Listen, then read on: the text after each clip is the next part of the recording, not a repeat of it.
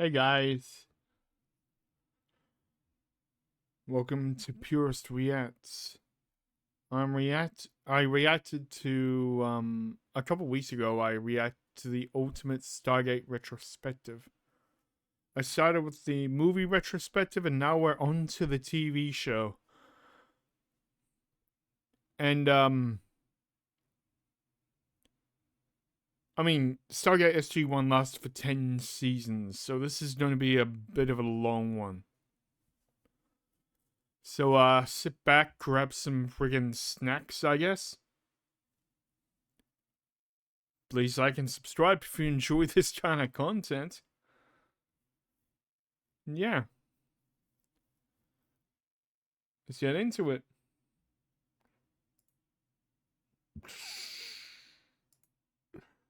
No, not game capture. There we go. Now, I'm not sure if this is exactly where we left off. But, also, sorry.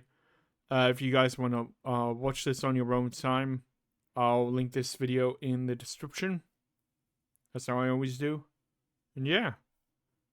Let's go. The studio had acquired the rights to Stargate from the film's original production company, Coralco, after Coralco filed for bankruptcy following the disastrous release of Cutthroat Island. I think this might be a little bit ahead of where we stopped. I was trying to find the actual starting of the thing, but I think I overestimated a little bit. Despite Stargate's success on the big screen, MGM decided to pursue a television spin-off rather than a direct sequel. Word of this project soon traveled through the grapevine to arrive at the ears of writer-producers Brad Wright and Jonathan Glasner, who both separately approached MGM to work on the new show. The two absolute legends. Had previously worked on MGM's revival of the sci-fi series The Outer Limits. I forgot they tried to do that. Yeah. Seeing their mutual enthusiasm for the material, MGM president John Sims asked them to work together on the pitch. Their pitch described an almost Star Trek-like show of a team exploring planets of the week, but using the Stargate rather than a spaceship. The fact they tried to describe this as Stargate, as Star Trek. No. They're funded by the US Air Force. It's not going to be Star Trek. Even in the most peaceful episodes, this is not Star Trek. This is like Star Trek if you guys know the Mirror Universe. It's kind of if we followed, like, if the Mirror Universe was the actual canonical universe. This is what, yeah. This is basically what they do. Except maybe a little bit less fascist and slavery based. A little bit. And also with a touch of because, this was filmed like the wake of the Cold War, technically. It's like all those tensions from the wake of the Cold War and, Russia, niggles with Russia, and later China as well. I mean, there's still niggles with China as well, to be honest.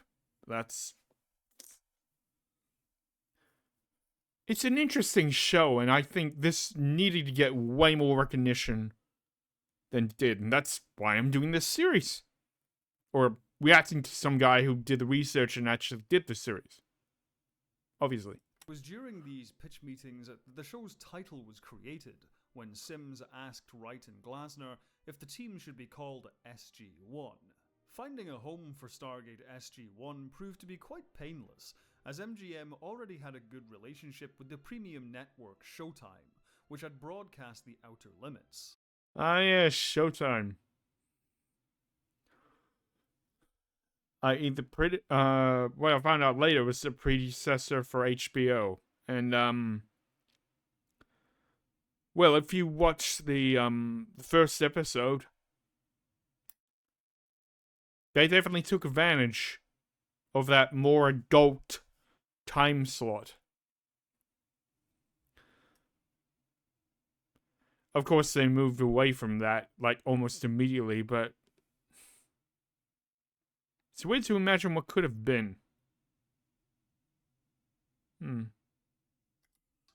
to Stargate's move to television, the original film's stars James Spader and Kurt Russell were well outside the new show's budget. Yeah. Even so, the series would need a marquee name to attract audience interest. It was Sims who approached Richard Dean Anderson with the possibility of taking over the role of Colonel Jack O'Neill from Kurt Russell. Richard Dean Anderson was a household name on American television thanks to his starring MacGyver. role in MacGyver. Mm. Anderson, who was joined by his producing partner Michael Greenberg, was interested in the project, but only if he could bring more humor to the O'Neill character.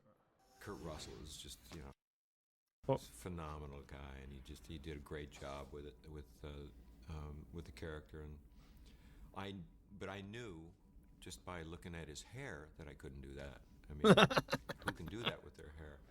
He also wanted. Dude, that decision to make him like a little bit more humor focused kind of saved the show.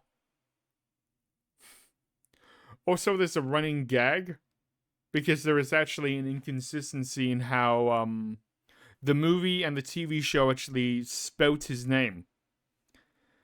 And there's like a couple callbacks to that in the show. Like, I believe the one in the movies has one L, and the one in the show has two L's.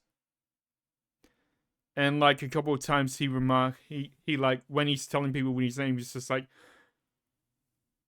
remember, O'Neill, two L's. There's another guy who has absolutely no sense of humor. It's legit what he says. God damn. SG-1 to be more of an ensemble show as opposed to MacGyver, which Anderson effectively carried by himself. Yeah. Thankfully, Wright, Glasner, and the higher-ups at MGM all agreed to Anderson's requests, and he was soon signed on as lead actor and executive producer. Taking over from James Spader in the role of Dr. Daniel Jackson was Canadian actor Michael Shanks. I hesitate to, relegate like one of these to like as my favorite actor, but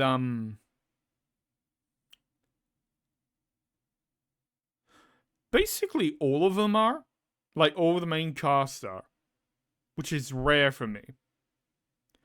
O'Neill, I definitely got some of his humor from. Shanks, with his portrayal of Daniel Jackson, definitely a little bit of a more intriguing, like, ancient societies and shit.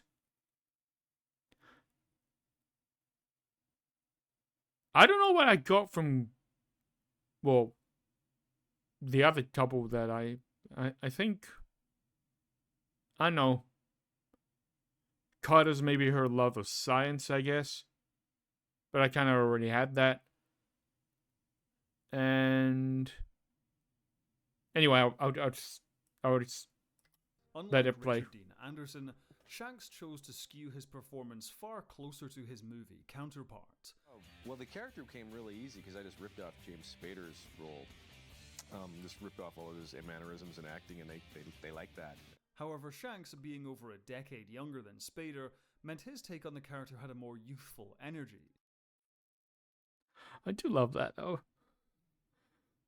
It's kind of appropriate for, like, acting in general. It's just be like, I like the way that he portrays his character, so I'm just gonna yoink it. And I'm very good at mimicry, so I could potentially do a lot of that. With a quicker cadence and higher physical energy. Even so, Michael Shanks managed to replicate the character so well that when I was a kid, I actually thought Spader and Shanks were the same actor. Absolutely the same. Same exact. I did as well. I mean, I watched the show first and then the movie, but I legit thought they were the same dude for like a little while until I realized.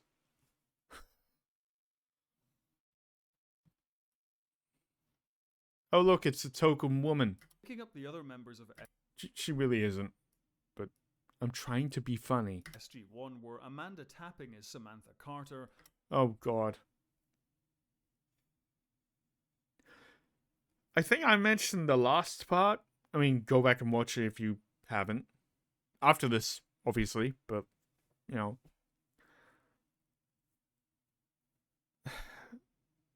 Samantha Carter has one of the cringiest lines I've ever heard on television ever.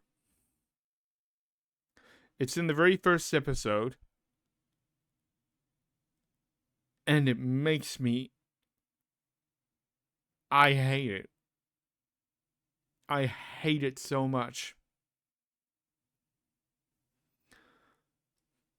And look, it's Kratos.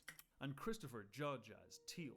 Tapping was no stranger / Teal'c. to science fiction, having previously worked with Wright and Glasner on The Outer Limits, and had also had a guest role in The X-Files before joining Stargate. Christopher Judge was briefly a star player in American college football, but this was only a stepping stone to his long-term goal of becoming an actor. His first regular role was on the Canadian police drama Sirens, but before that, he had a guest role on MacGyver, where he shared a scene with Richard Dean Anderson. Another MacGyver veteran was Don S. Davis, who joined Stargate SG-1 as General George Hammond. Terrell Rothery joined as a recurring cast member in the role of Dr. Janet Fraser.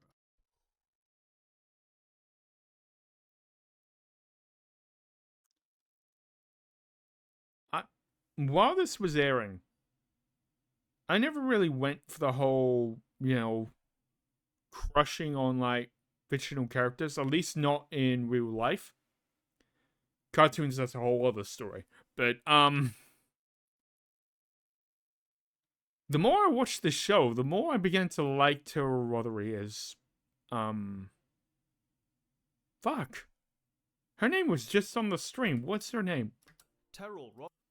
Janet Fraser. Sorry. Memory's bad. More excited to, actually like her. And if you've watched this series, well, I'm not going to spoil anything. I'm just going to shut up. Rothery joined as a recurring cast Shouldn't have said anything. Dr. Janet Fraser. Alexis Cruz reprised his role as Skara from Yeah. the movie, and later so did Erica Vari as Kasuf. Production took place in Vancouver, Canada, where a massive 3-story set was built of Stargate Command. The original Stargate prop from the movie was unfortunately unusable. Allegedly, after the movie wrapped production, the Stargate was left outside in the harsh California sun, which irreversibly bleached and warped the prop. It's probably made out of plastic. It's like, yeah, the whole bleaching and just, yeah. Why don't people take care of their shit? Production designer Richard Heudelin's only use for the original Stargate was taking molds from it to create a new Stargate for the show. In total, 2 Stargates were built, one for the main studio set and another lighter Stargate which could be propped up on location. The production was a huge undertaking which necessitated massive set builds and elaborate costume designs on a near weekly basis. Ooh. I think that's from season 3. The costume design is absolute peak. Costume design, prop design. I mean, you'll see some of this in here, but like the costume design, the prop design, and the actual theming of the show, which they ripped almost straight from the movie. There's a few changes. and that the actual yeah, they they changed the actual alien from actually looking like an alien to a symbiote that kind of invades your mind. In fact, it literally invades your mind. It like spirals around your brainstem and takes control. Which kind of defeats the whole purpose of them calling it symbiote.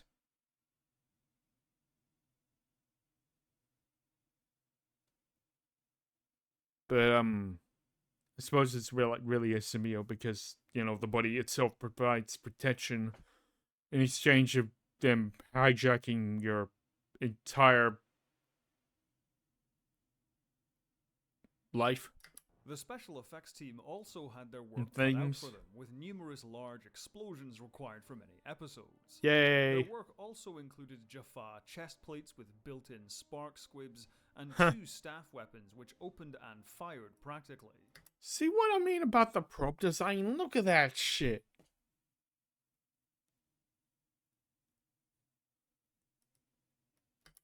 Thankfully, this heavy workload rarely brought the mood of the production team down.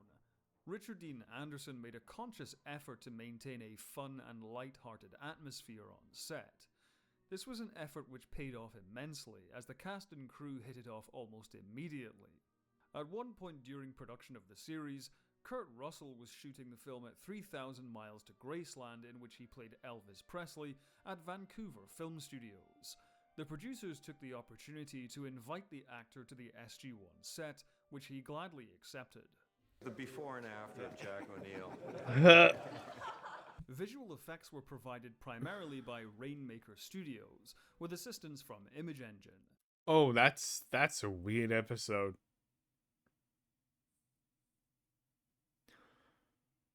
Like when I watched it like all through, like, you know, without it being syndicated. Indiana Jones and the Crystal Skull had just been in theaters when like after I watched this specific episode, and yeah, it kind of shook me a little bit. At this point, digital visual effects was becoming more commonplace in television productions thanks to the pioneering effects efforts of Babylon 5. While the various Star Trek shows airing at the same time, I just realized this might get you a little bit of spoilers, technically. Well, I suppose if they're like out of order, it doesn't really matter.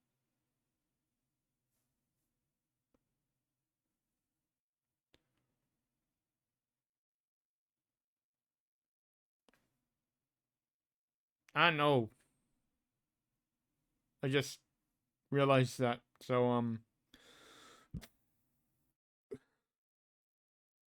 I know if you haven't watched this yet, then I don't know, pause it, watch the entire show. I'm pretty sure it's on YouTube and Amazon Prime, I believe. Yeah. And once you're done, come back. You have to promise to come back. still made use of practical miniatures. I mean it. Promise. Stargate SG-1's effects were almost entirely digital. That is with the exception of the Asgard aliens, who were AKA the Graves.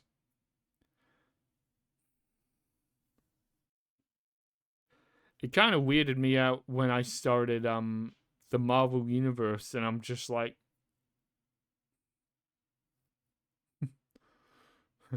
how come they look like humans?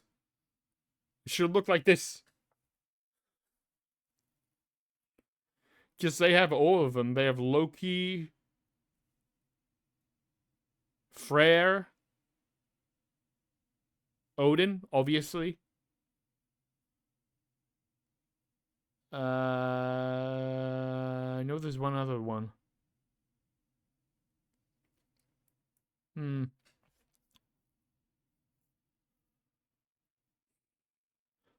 Anyway, these guys are pretty cool. Created using on-set puppetry. The voices for the Asgard were provided by regular cast members like Michael Shanks and Terrell Rothery. So we were doing this one shot where if the camera is behind us and Thor and I are standing side by side looking at this big green screen of Oh yeah, obviously Thor's in it. Yeah. special effects, and whoever was controlling the puppet put Thor's arm up so it touched my bum. And so it was quite funny. And I turned without even thinking and just smacked him. And there's this big resounding off the puppet. And then I apologized to the puppet. I mean, I don't even know what I was thinking. I went, oh my God, I'm sorry. So, oh, you're a puppet. The opening of the Stargate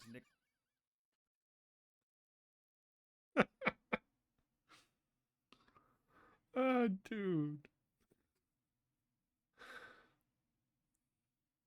I suppose that's the same thing with like most probably have that same kind of thing with like the Muppets and stuff, right? Yeah. named the Kawoosh was initially filmed as a Ah yes, the Kawoosh. The best name for anything ever. practical element like it was in the movie. However, this was later recreated using a computer simulation. Joel Goldsmith, son of legendary film composer Jerry Goldsmith, was brought on to score the show. His first task was reorchestrating David Arnold's main theme from the movie. He combined the main march with a short action cue heard during the film's final battle sequence.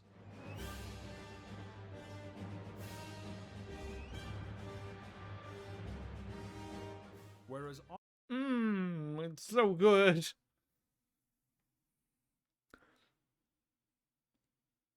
Like, I mean, I love Star Trek and Star Wars. But this is up there. It's like one of the great, like, sci-fi, like, anthems for me.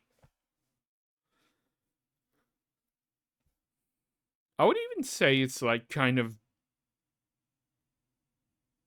almost better than Star Trek. Because Stargate has the exact, well, okay, almost the exact same theme throughout the entire run of its history.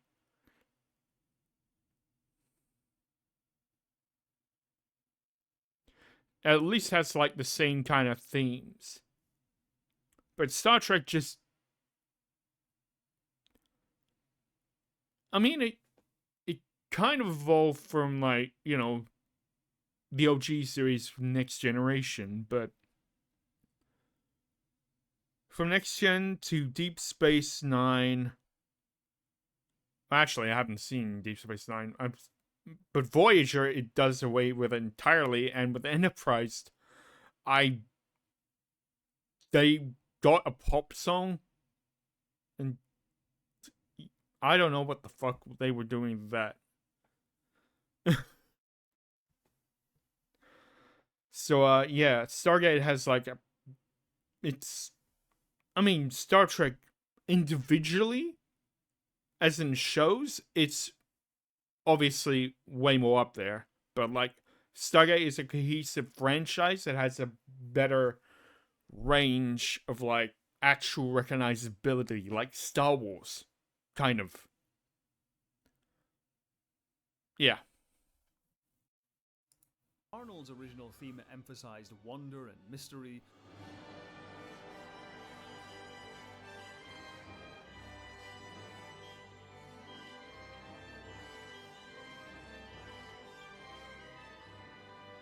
Goldsmith's version was more adventurous with a faster tempo and added percussion.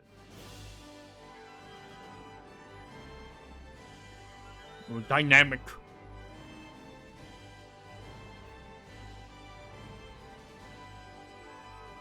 The first episode of Stargate SG-1, the feature-length Children of the Gods, premiered on the 27th of July, 1997. When the gate is opened, Oh my God. the adventure of a lifetime is only just beginning. What are you doing? Don't touch it! I'm sorry.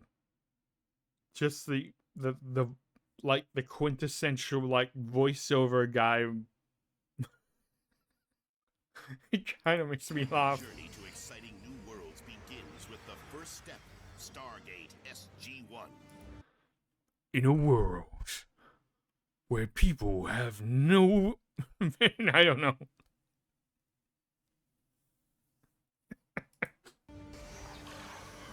A gateway to the imagination has been opened, and a new universe of action and adventure has been unleashed. Join Richard Dean Anderson as he continues to lead the way on the greatest journey of all time, Stargate SG-1. Although Sick. Children of the Gods is the debut of Stargate SG-1, it also works as the sequel to the original movie, which inadvertently served the function of a pilot episode. As with many pilot episodes, there are many changes between the movie and the series proper. The Stargate movie, for all of its faults, did one thing very well, and that is convey a sense of wonder and exploration. However, it's clear from SG-1's opening scene that the series is headed in a much different direction. A group of guards sits Yeah, very,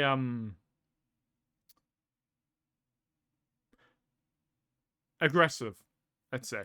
idly by, passing the time on their backwater assignment, blissfully unaware of the importance of the strange ring device in the room. That is, until the Stargate springs back to life, and suddenly armored alien soldiers pour through, swiftly kidnapping one of the guards and dispatching the others. Soon Colonel Jacko Guess which one they got. Of course they took the woman. O'Neill is called out of retirement to lead a mission back to Abydos in the hopes of pulling off a rescue and finding out who this new enemy is. Stargate SG-1 swaps mystery and exploration for pulp action adventure. Speaking for myself, I've always lamented the strengths of the movie being lost in this change of creative direction, epitomized by the main antagonists of the show, the Goa'uld. Several retcons turn the movie's Ra from the alien tyrant of a single world with Lovecraftian overtones of cosmic horror into one of many rulers of a galaxy-spanning empire. The method of possession, implied in the movie to be Ra transferring his consciousness into another body, is also changed to alien parasites. In a relatively short amount of time, the lingering mysteries of the movie are all solved, leaving the viewer with a near complete history of the Goa'uld from their origins to the present. As someone Yeah. It's kind of the exact issue I had with Mass Effect 1 through to 2. And also going into 3. Like, going into 3 after, the Leviathan's DLC, we basically got an entire freaking history of how the Reapers came to be.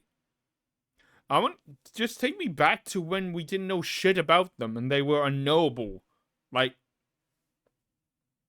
giant, invincible space robots. I kind of feel this, yeah. Who grew up watching the Stargate Aspect. movie and only recently became a fan of the shows, I've always felt a tinge of dissatisfaction with these retcons and the in-depth explanations they led to. However, I know I'm likely in the minority in this view, as many of the most passionate Stargate fans became fans because of the series. Yeah. And for good reason too. Despite my personal preferences, Stargate SG-1 is an infectiously fun series which entertains and thrills. Unlike other more well-known sci-fi series, Stargate SG-1 doesn't take long to find its footing. The benefit of building off the original movie. Yeah, that's true, actually. Like, there's only a few, like, bad episodes in, like, season 1. And they're mostly, like, front-loaded. Mostly.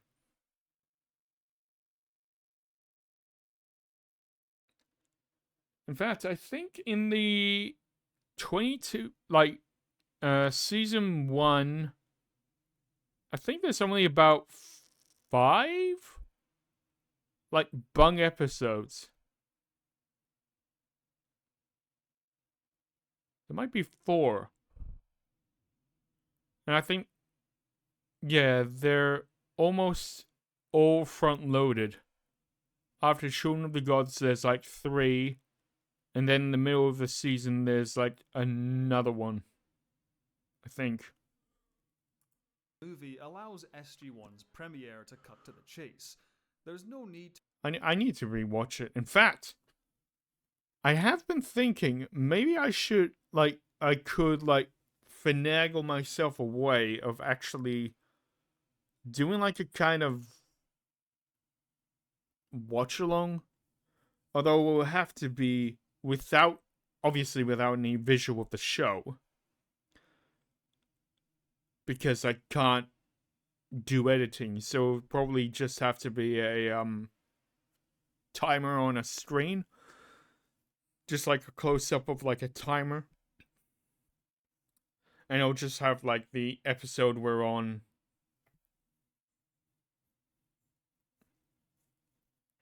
there. But, like, chime in the comments if you want me to try and do a watch along of Stargate SG-1.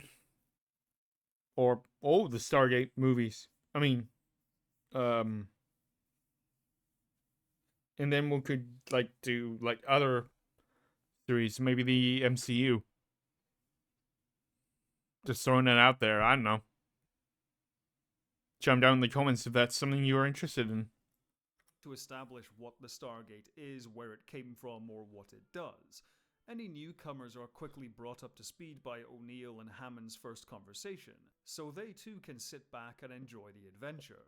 Children of the Gods is also a well-presented TV movie. It's helped considerably by its access to visual effect shots and music cues from the original movie. Director Mario Azzopardi also makes sure to show off the expansive sets and locations with long, impressive crane shots. The production values continue to impress when the action moves to Abydos, with 2 more large interior sets. The presentation does take a hit when the film moves off Abydos and onto Chulak. The limits of the TV movie's resources become very obvious here.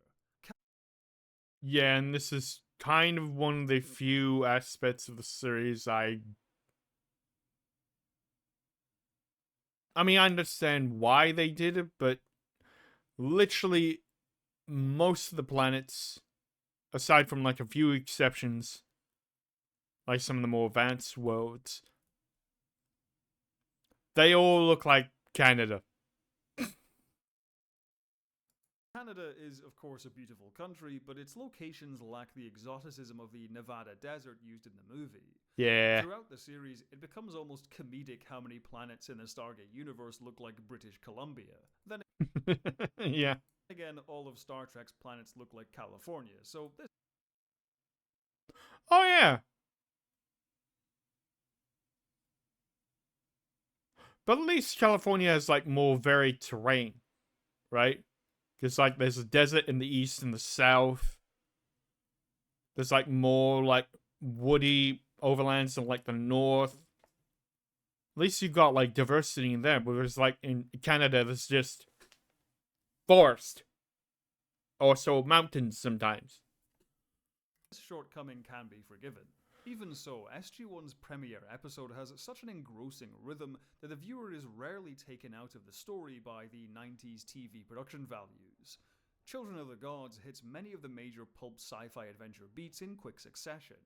Apophis is quickly established as the main arch-villain, new worlds are discovered and visited, our heroes are captured and then stage a daring escape. The whole thing just rattles along. This quick pace, while engaging, can rush through some important story beats, however. While Teal'c's turn from Apophis's right-hand man to SG-1 ally is explored in greater depth later in the show, this turn in Children of the Gods feels quite sudden. The seeds are planted in the episode's first scene, with Teal'c being disillusioned with his role. Later it's made clear he has become numbed by Apophis's cruelty, so the setup is there. What's lacking is a pivotal moment to fully push Teal'c over the edge. It does seem a little bit rushed. Teal'c's turncoat. Yeah. But yeah, as he explains, it does get explored later in the, later in the series. I believe in, like, either 2 and 3 or 3 and 4.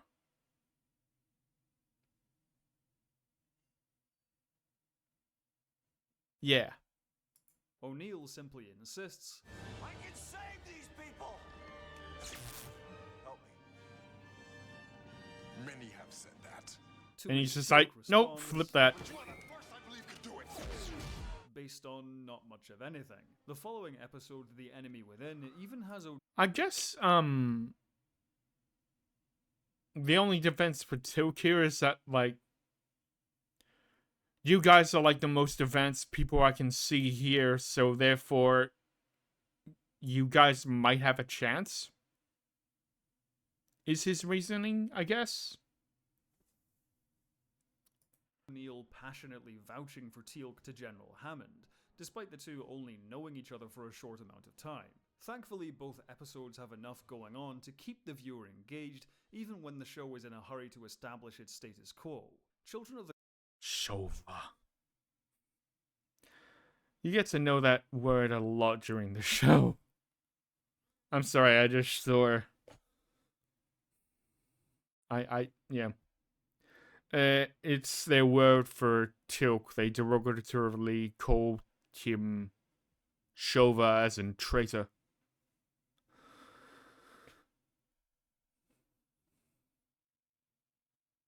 That word, along with Kree, is probably... That's another one. The Gods and The Enemy Within firmly established Stargate SG-1 as an action show. Barely an episode goes by without a death-defying stunt, gun battle, or chase sequence. The show's stunt and special effects teams succeed brilliantly in crafting some thrilling and impressive action sequences. The cast is also in top form from the start. Despite some poorly aged dialogue... Oh god, here it is. Fuck!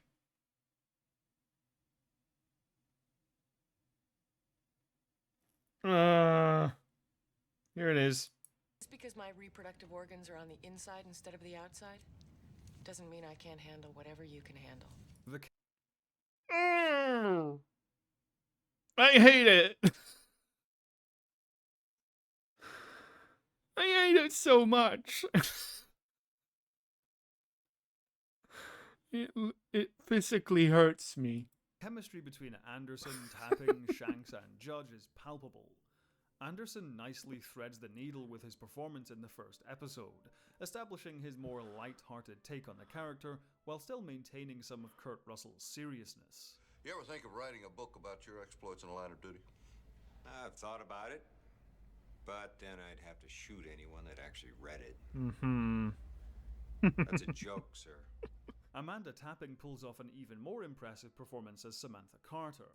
Not only is she responsible for rattling off most of the sci-fi technobabble, she also acts as the audience surrogate to some degree. Without Daniel Jackson, it's Carter who conveys a sense of wonder and excitement about going through the Stargate. At the same time, she also has to be convincing in the action. Yeah, this is one of the episodes that kind of suck.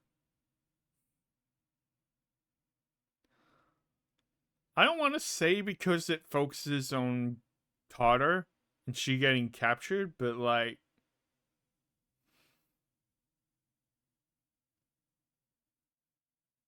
I don't know.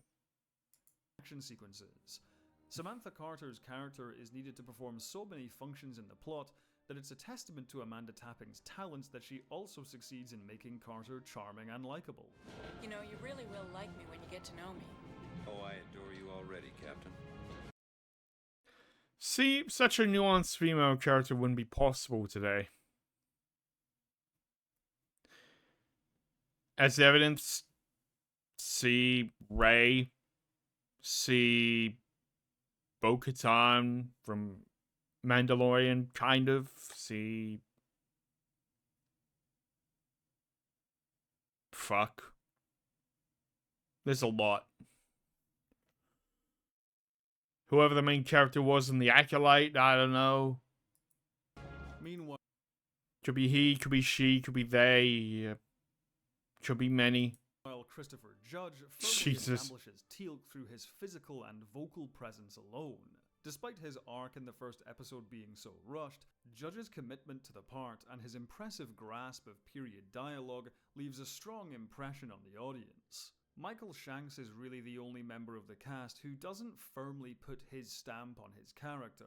In Children of the Gods, his uncanny imitation of James Spader's performance is impressive, but it wasn't until much later in the series that That he would took go his own. Yeah. By the end of its second episode, Stargate SG-1 has already demonstrated its great potential as a show. The scope of the universe has widened, new foes and allies have been encountered, and the seeds of longer-running story threads have been firmly planted. With the iconic foursome of O'Neill, Jackson, Carter, and Teal'c together, SG-1 steps through the Stargate for their first year of adventures. Paralleling the original movie, critical reception to Children of the Gods was mixed, but it was a hit in the ratings. Showtime made a real event out of the premiere, following up the feature-length broadcast with a behind-the-scenes special with previews of upcoming episodes. The first episode generated Showtime's highest ratings ever for a series premiere up to that time. The network had initially ordered 22 episodes for a first season, but after such a successful debut, they increased this order to 44 episodes. For the time being,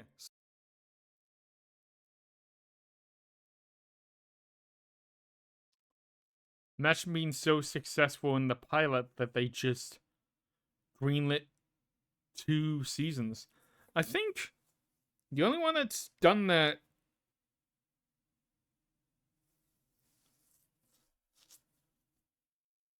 is probably Fallout, I think. Because I believe they did for like Fallout. And once the first couple episodes were... Oh no, wait. They released Fallout Season 1 as, like, all at once, didn't they? So, never mind. They... Okay. I'm talking out of my ass. Stargate SG-1 was a bona fide hit.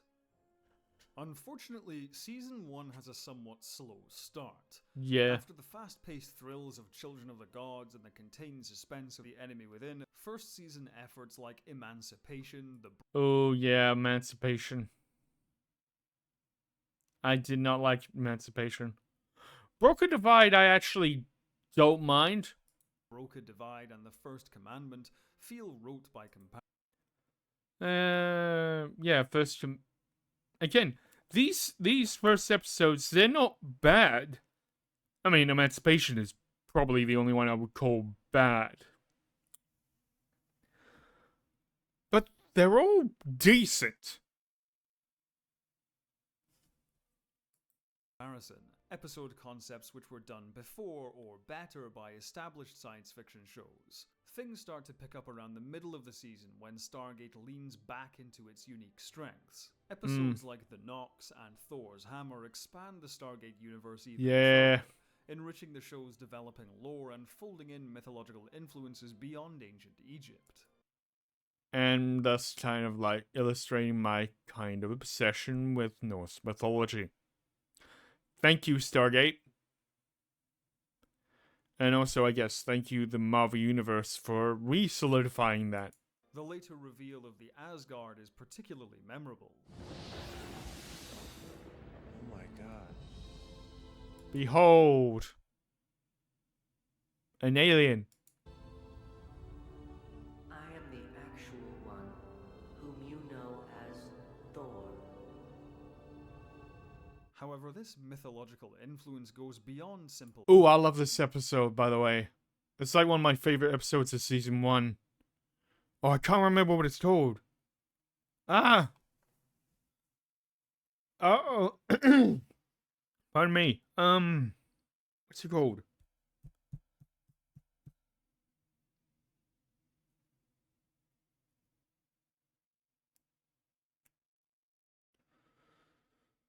The...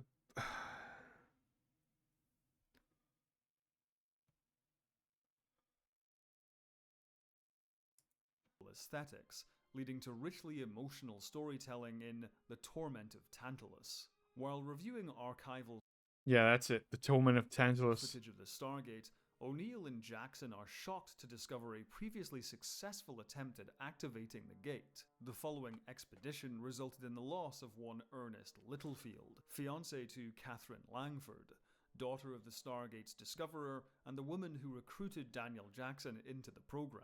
Now equipped with the knowledge needed to trace Ernest's whereabouts, Langford joins SG-1 on a rescue mission. In a departure from its usual fare, The Torment of Tantalus is less action-adventure and more of a science fiction fable about obsession and regret. The story repeatedly sets up a character's desire, only for the payoff to not quite measure up in some way.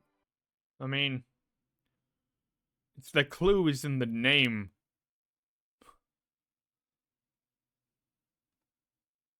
You know, the torment of Tantalus. Being forever thirsty, but the water receded as he tried to take a drink. Langford is reunited with her long-lost love after many decades.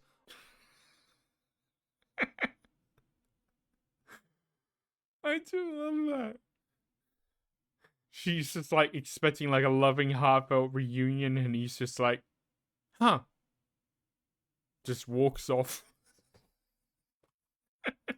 Only for Ernest to dismiss her and the SG team as hallucinations.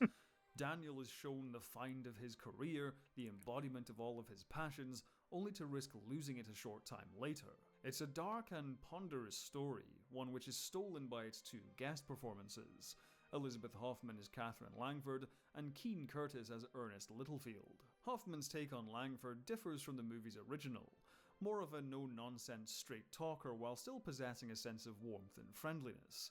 Ernest, meanwhile, despite his isolation, is less the expected crazed loner and more of a quirky hermit. By the time SG-1 finds him, he has spent more time living in this desolate castle than he ever did on Earth, yet he's been unable to move on from the life he lost. He is trapped within arm's reach of what he craves, but without any ability to use it, aptly mirroring the mythological figure of the episode's title. Yeah. Daniel Jackson comes close to repeating Ernest's mistake. He becomes so obsessed with acquiring knowledge that he risks becoming trapped there himself.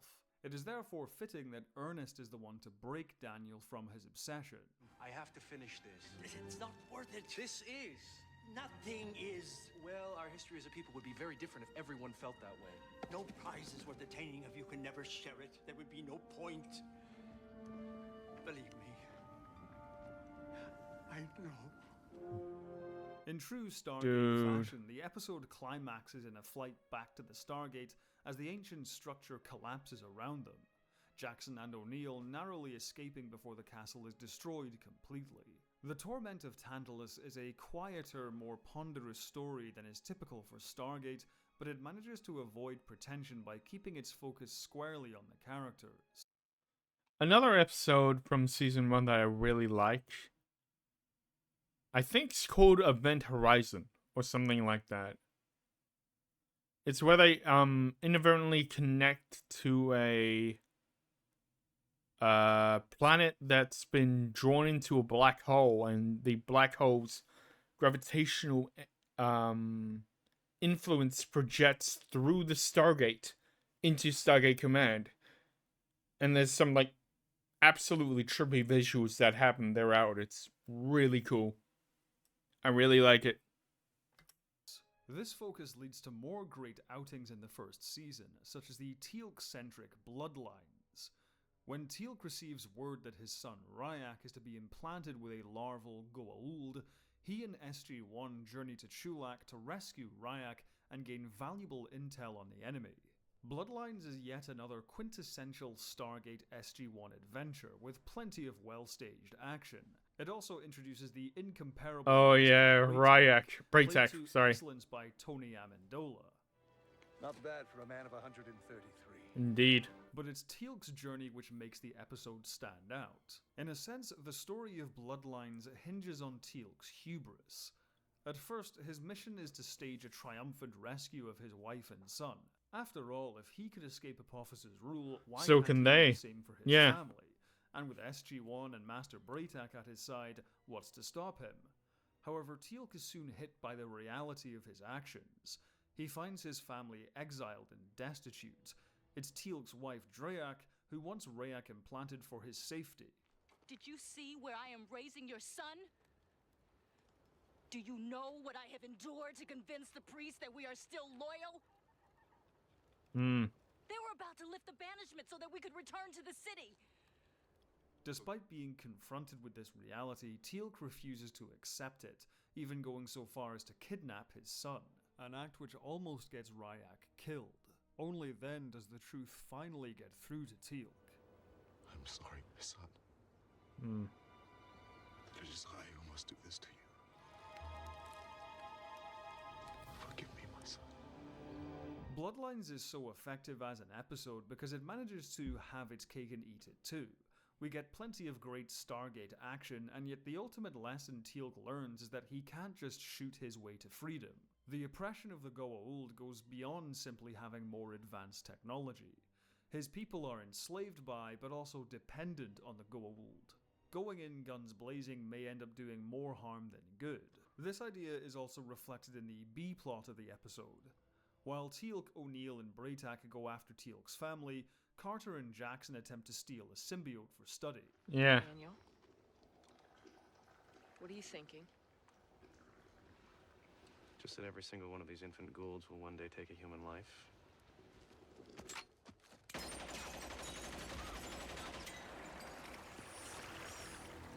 While cathartic in the moment, Daniel's actions ultimately harm his mission. After Teal'c is forced to give up his symbiote to save his son, Jackson and Carter have to scrub their mission to save Teal'c. Daniel's feelings in the moment may have been justified, but the lesson imparted to both he and Teal'c at the end of the episode is that this is a conflict they must fight with their heads as well as their hearts. Yeah. Having made themselves a target of the Goa'uld, Season 1 sees the inevitable response from Apophis, an invasion of Earth itself. In a clever use of the alternate reality concept, the episode There But For the Grace of God gives the characters and the viewer a glimpse of the worst case scenario. Yeah. Good old alternate realities. While the action is confined to the Cool. standing sets of the SGC, the episode does a good job of conveying the devastation inflicted by the invasion. Every one of those red dots is a destroyed city. And the episode still manages to have fun with its concept, to play scenes which otherwise wouldn't be possible in the series.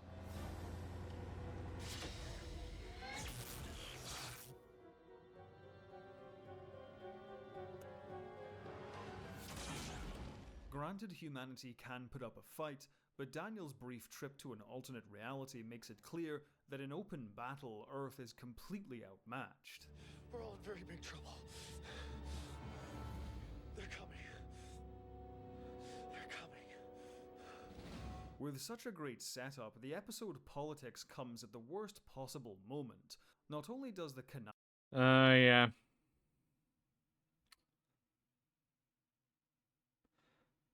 One of the bad things about the clip shows kind of, they're not that prevalent in later seasons, but yeah, there's a few of them, and they're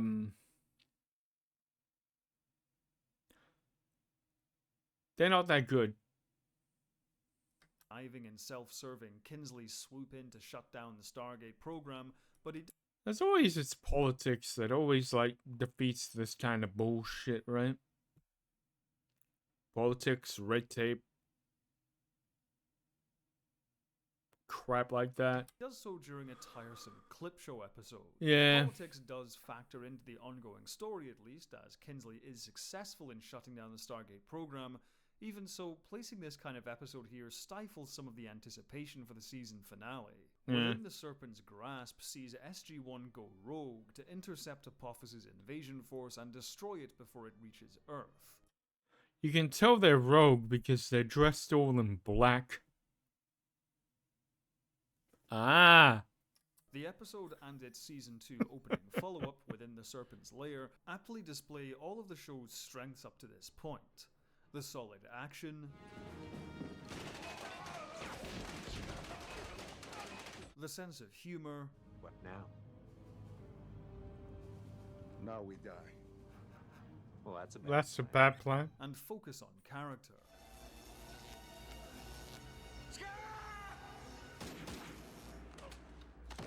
Even though the viewer knows deep down SG-1 will likely make it out alive, the strong writing does a good job of throwing out curveballs. Initially, SG-1 hopes to cripple Apophysis forces before they launch, only to discover they're on board a ship already on its way to Already Earth. on the way, yeah. This plan then turns into a suicide mission as SG-1 aims to destroy the ship while they're on board, only for a second mothership to render this plan redundant. Like any good adventure plot, it forces the viewer to wonder how exactly the heroes will get out of this one alive. The personal stakes of the action increase further when Jackson is mortally wounded in a firefight and left behind while SG-1 infiltrates the second ship. Just go!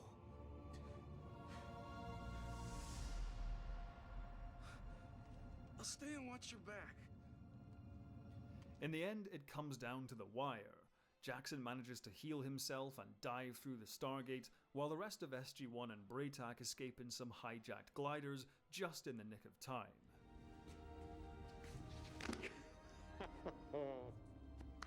Space monkey. Yeah. If you're enjoying this video and you'd like to see more, consider liking the video and subscribing to the channel, or you can join me on Patreon, making the just a little bit of recap. These were originally released as a series, and this is a compilation. So yeah, you got two choices. You can either watch the unabridged version, or you can go back into his channel and watch the entire series of retrospectives. He's also got quite a fair few. He's got some of Stargate. I mean Star Trek. And he's got some like other ones. Highly recommended. These kinds of feature-length videos takes a long time, which means long gaps between uploads, which the YouTube algorithm does not like. So if you want to help me make more videos like this, follow the link below to see retrospective reviews early, uncut, and ad-free. If you aren't able to, I appreciate you watching my work on YouTube all the same. Thumbs up. The rest of Stargate SG-1's second year feels more confident in its identity. Retreads of territory firmly covered by the likes of Star Trek take a back seat in favor of Stargate's unique strengths. Having dealt a blow to Apophis, SG-1 faces off against an ever-expanding roster of new Goa'uld system lords. Oh. Never mind. Despite my quibbles at... Oh, gosh. I forgot about Hathor. I had an absolutely massive crush on Hathor.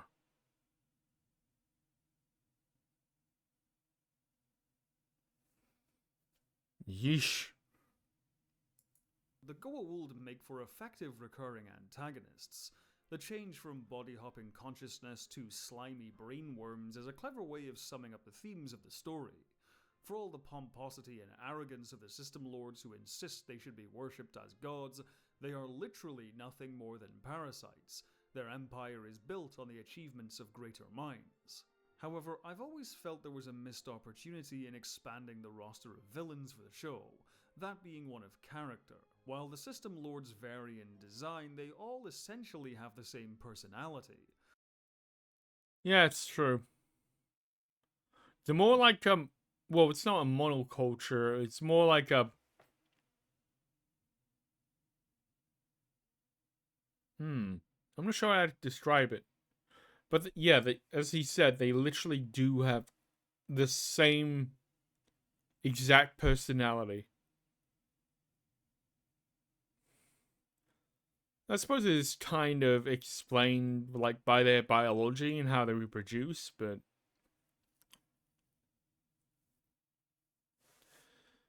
it kind of weirds me out that they like absolutely none of them like actually embody the personifications of the culture or like the, the type of pantheon they possess.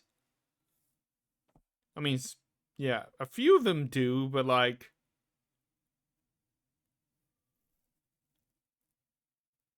yeah, there isn't that much variety.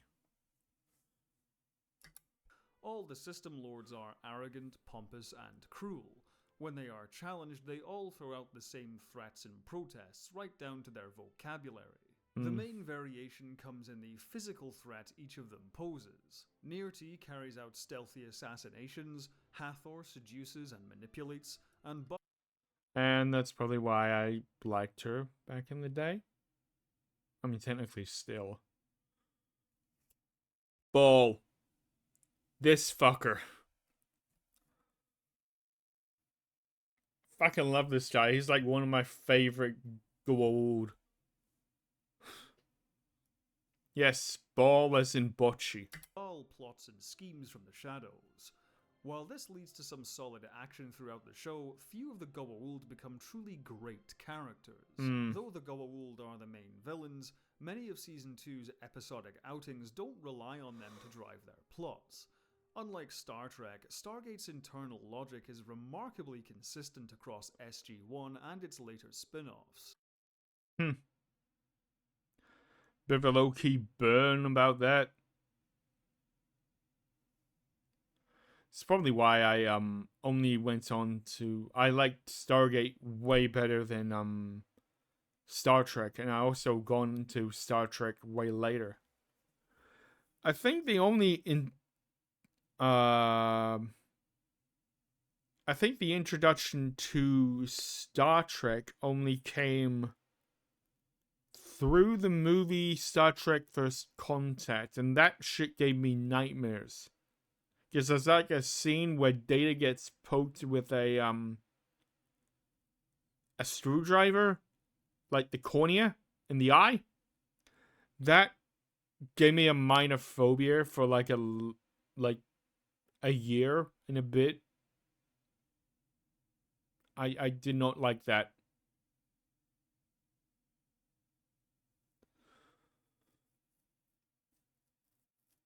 Also, the Borg Queen was really, really terrifying to me as a kid.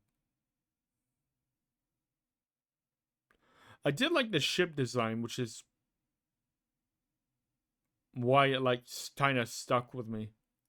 Despite the retcons with the Stargate movie, the rules... That's like one of my like cultural touchstones for if I like sci-fi, for like the look of their ships. I mean, you get to it, but like some of the ships in this they're pretty cool. Including weirdly the human ships, which you get to. Rules of what specific technologies or aliens can and can't do are strictly adhered to. This discipline on the part of the writers leads to some incredibly creative plotting. For example, the plots of several episodes hinge on Stargate Command or an enemy weaponizing the Stargate itself in some way, thanks to the established rules of how the device works. Yeah. The old 38-minute rule. It's a clever way to save money by confining the action to the standing sets, but it also cranks up the tension, turning everyday acts like dialing the gate into gripping races against time. And no episode showcases this ingenuity better than A Matter of Time. Oh wait, yeah, this is the one I was talking about. Yeah, A Matter of Time.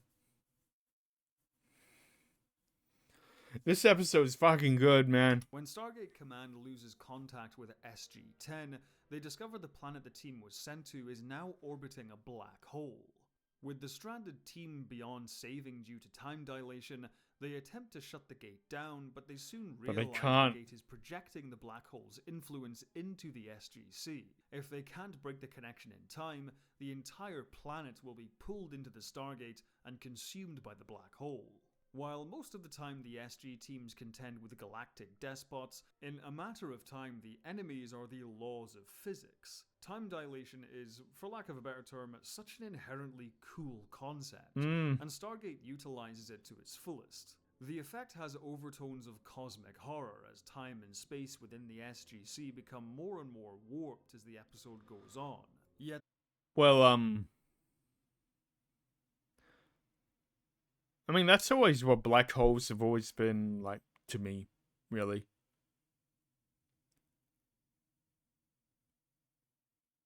I think to most people, actually.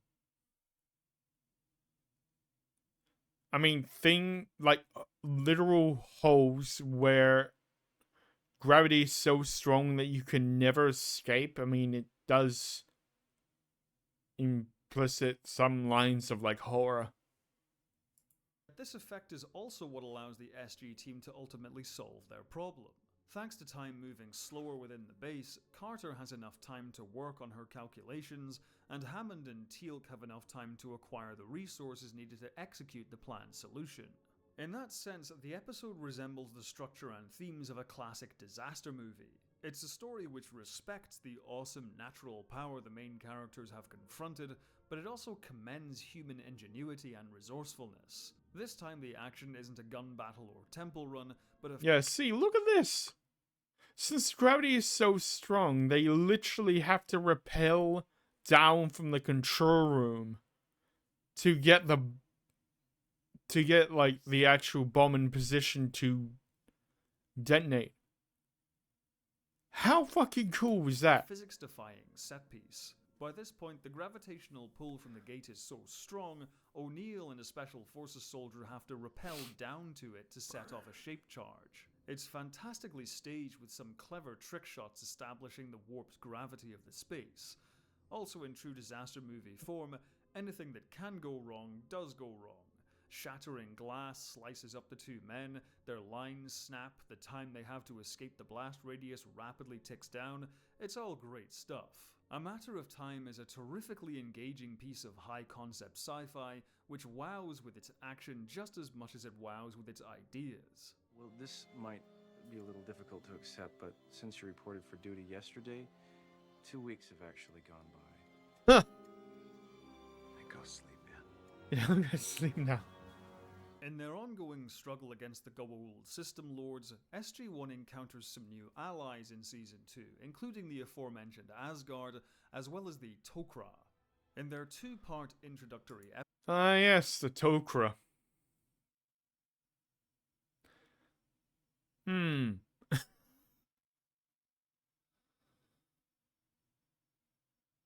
I have mixed feelings about the Tok'ra.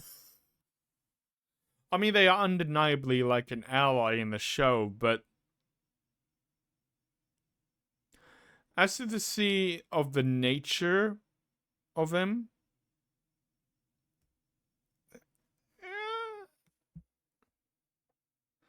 they are alarmingly resistant to change, which doesn't make sense because they're a freaking resistance group. I don't get it. Like, you need to move your planet, otherwise you'll get discovered by the Goa'uld. But they are so mistrusting of, like, outsiders and, like, you know, alliances, even when they're a freaking resistance group, that they're so full of themselves that they think that they can just survive it. It doesn't make sense to me. Episode, SG-1 encounters a resistance group of humans who are willingly joined with symbiotes. Though they would make for a powerful new ally, SG-1 and the Tok'ra fail to see eye to eye on one crucial matter. Because, well, one, because they're full of themselves. You won't take new hosts by force most of the time the Goa'uld dies with the host. And this is what is about to happen to Selmak. Unless one of you wishes to volunteer to serve as a host.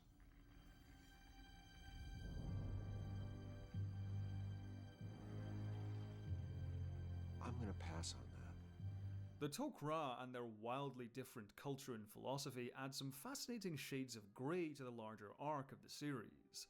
Up until this point, symbiotes and the implantation of them are portrayed as something monstrous. So the idea that someone would willingly subject themselves to such a thing turns the characters' and viewers' assumptions on their heads. While the Goa'uld Empire has overtones of a feudal society which we can recognize, the Tok'ra are something truly alien. Despite their insistence that the joining of a symbiote with a host is fully consensual and both parties are enriched by their experience. Yeah, how do we know that, though? Like, There's still an instinctual squeamish reaction to seeing a serpentine creature worm its way into someone's head. I mean, if you're so disgusted by the very thought of blending, then how can we be associated with one another? I mean, it's obvious that you have distaste for our very being. Meeting the Tok'ra confronts SG-1 with a kind of prejudice they may not have been aware they harbored. Their hostility towards the Goa'uld should be the result of what the Goa'uld do, not what they are.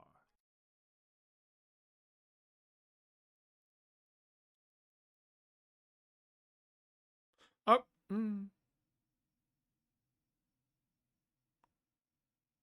true, I guess. Once again, the core conflict of the episode is resolved through a character-focused story. This time the story is centered on Samantha Carter and her relationship with her father. Jacob Carter was first introduced in the episode Secrets.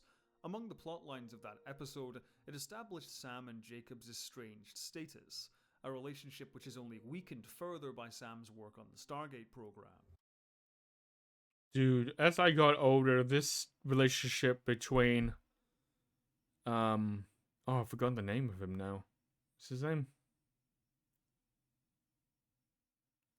Is it Mike? Is it Michael? No, Michael's from another series.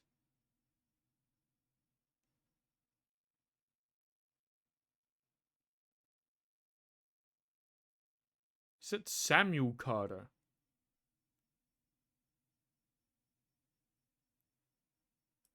I'm talking about getting you into NASA, Sam. There's a waiting list a mile long. Not for you. Dad, you can't do that. I did. Without talking to me first. You're telling me you don't want this? The work I am doing right now is very important to me. It's not your dream. Let's just leave it at that, please. At least talk to the man. Do that much for me. I knew sooner or later you'd make this about you. And unlike most Stargate episodes, the plot lines in Secrets aren't resolved by the end. Not only are Sam and her father still estranged by the end, but Sam is hit by some devastating news. I have cancer, Sam. Yeah. What? Lymphoma. I was hoping to stick around long enough to see you become an astronaut. Sweetheart, nothing in the world can live up to the chance of actually going to space. I'm sorry, I can't. This thing's gonna go on for months, so you don't have to check up on me tomorrow or anything. Dad, please don't go Mate. like this. Congratulations on the medal. I'm sure you deserve it. In the Tok'ra, to prevent Dude. That hits so hard, man. her father's death, she reveals the Stargate program to him in the hopes that his life may be saved by joining him with a symbiote. This is also one of many instances where General Hammond shines. In his first episode, Hammond is a stalwart commander who makes harsh decisions and stands by them, repeatedly clashing with O'Neill. But as the show goes on, Hammond reveals himself as a loyal friend to all those under his command. In the Tok'ra, he demonstrates that underlying warmth again when he allows Carter to reveal the Stargate program to her father. I travel to other planets, much farther away than any astronaut goes. What, like in simulations? No, in reality. We discovered a piece of alien technology. It can send us to thousands of planets all over the galaxy. You're not kidding, are you? No. Holy Hannah. Later, under the threat of a Goa'uld bombardment, Jacob has to decide if he should accept the Tok'ra symbiote. Jacob, Not that's only his does name. this moment help ally humanity and the Tok'ra, but it also brings Jacob closer to his daughter. You gotta know one thing. How proud I am of you. Even when I thought you were this whiz satellite geek. I was proud. However, in a bit of dramatic irony, the Carters, having finally repaired their relationship, are forced to separate again as Jacob goes to fight and live alongside the Tok'ra. Throughout the rest of the series, Jacob Carter, played wonderfully by Carmen Argenziano, becomes a dependable ally in any daring plan with slim odds of success. The Tok'ra is also an example of the show's writers finding new ways to refresh the main arc of the series. Considering how frequently the Goa'uld feature in the series, there's a definite risk of them becoming stale or too easy to defeat.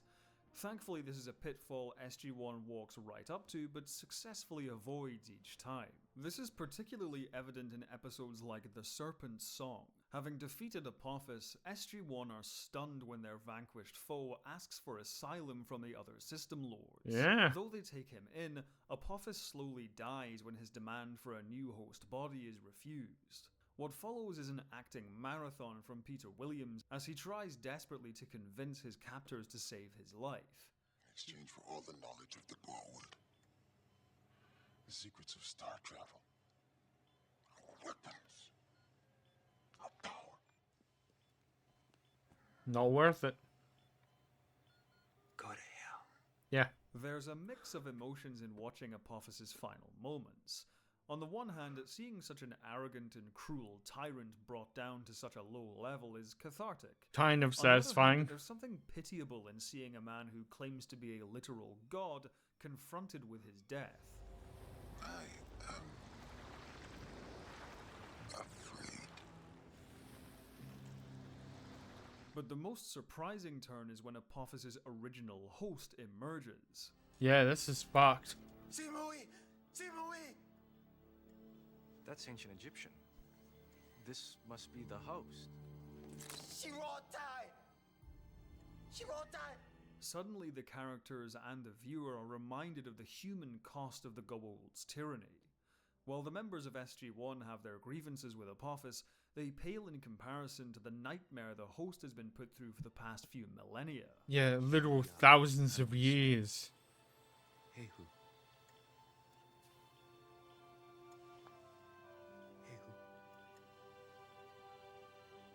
I told him this funerary statue would take his last breath and carry his soul back to Egypt.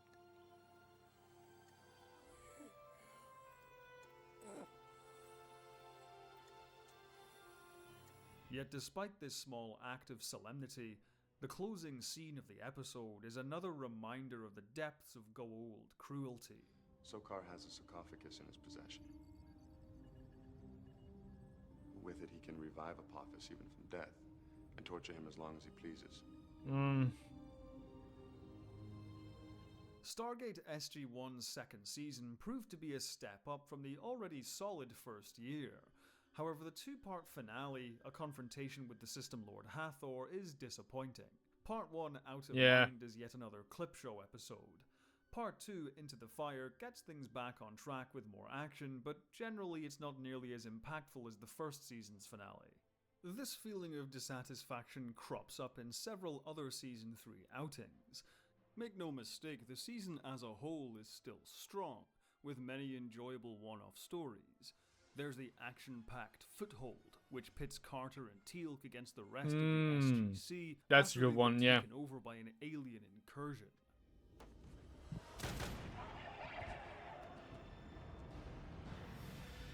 Purple blood. And the touching family adventure of the Crystal Skull. Yeah, this is what I was talking about before. Grandpa. However, the Goa'uld arc makes up the weaker portion of the season. Despite the successful shakeups in Season 2, the Goa'uld conflict comes dangerously close to stagnation in Season 3. This isn't helped by some strangely delivered payoffs to story threads established in the show's very first episode. Daniel Jackson looking for a way to free his wife from Goa'uld control, and O'Neill hoping to do the same for his friend Skara, are arcs which maintain the personal stakes alongside the more epic scope of the story. What's odd, however, is how these personal arcs are concluded. Not in grand finales, but instead in episodic outings with no significant placement in the season. Yeah.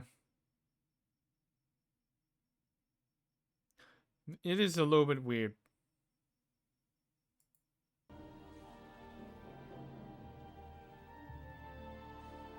I mean, they are good episodes, though, but, like, it is strange.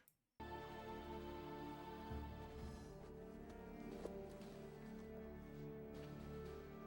am sorry, Daniel Jackson.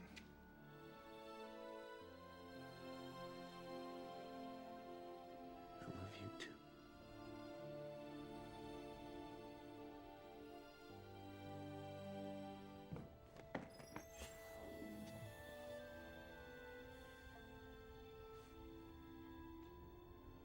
Much better.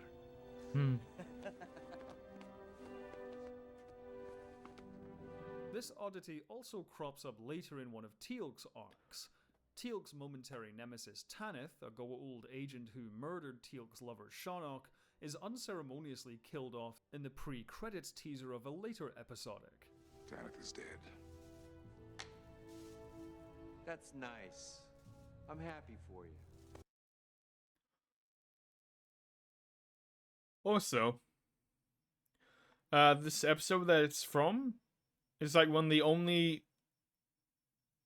the few episodes I actually remember from its syndication on TV. I can't remember what its name is, but I know what happens in it.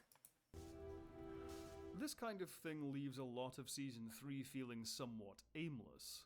This struggle to keep the main story arc fresh is most apparent in the two-parter Jolinar's Memories and The Devil You Know.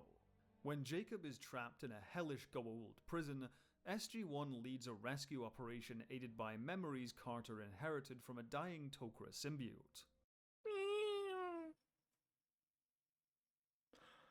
I know, I myself like the aesthetics of like where they were. I mean, less the plot, it was more like where they were. Which is like, in this case, the literal physical embodiment of hell.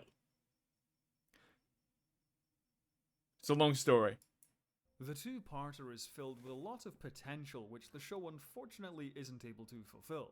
This is a pair of episodes where SG-1 have to fight their way out of the closest thing there is to hell Here we and go. face the devil himself. I This just premise, said that. paired with an aesthetic ripped right from a Frank Frazetta painting, would lead one to expect another spectacular SG-1 It's action very adventure. Doom-esque. Instead, the focus is mostly given to Martouf's lingering feelings for his lost love Jolinar and his current feelings for Carter.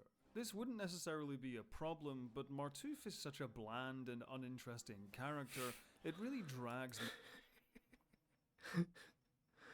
I mean, yeah. much of the episode Yeah. down. Even so, the conclusion of Jolinar's Memories is notable for the surprise return of an old enemy. Yeah. I will reclaim my real name.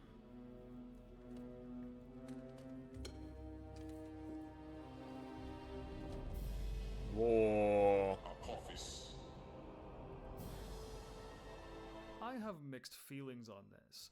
While Peter Williams is great in the role, and part of Season 3's issues is the lack of a chief villain, this two-parter already remedied that problem with the introduction of Sokar. In contrast to the shallow pomposity of other system lords, Sokar is genuinely He actually has a chilling. While yeah other system lords personality, decorate themselves in kind gleaming of. armor or garish robes, Sokar is dressed in a dark cloak, the hood of which shrouds his pale face and milky eyes.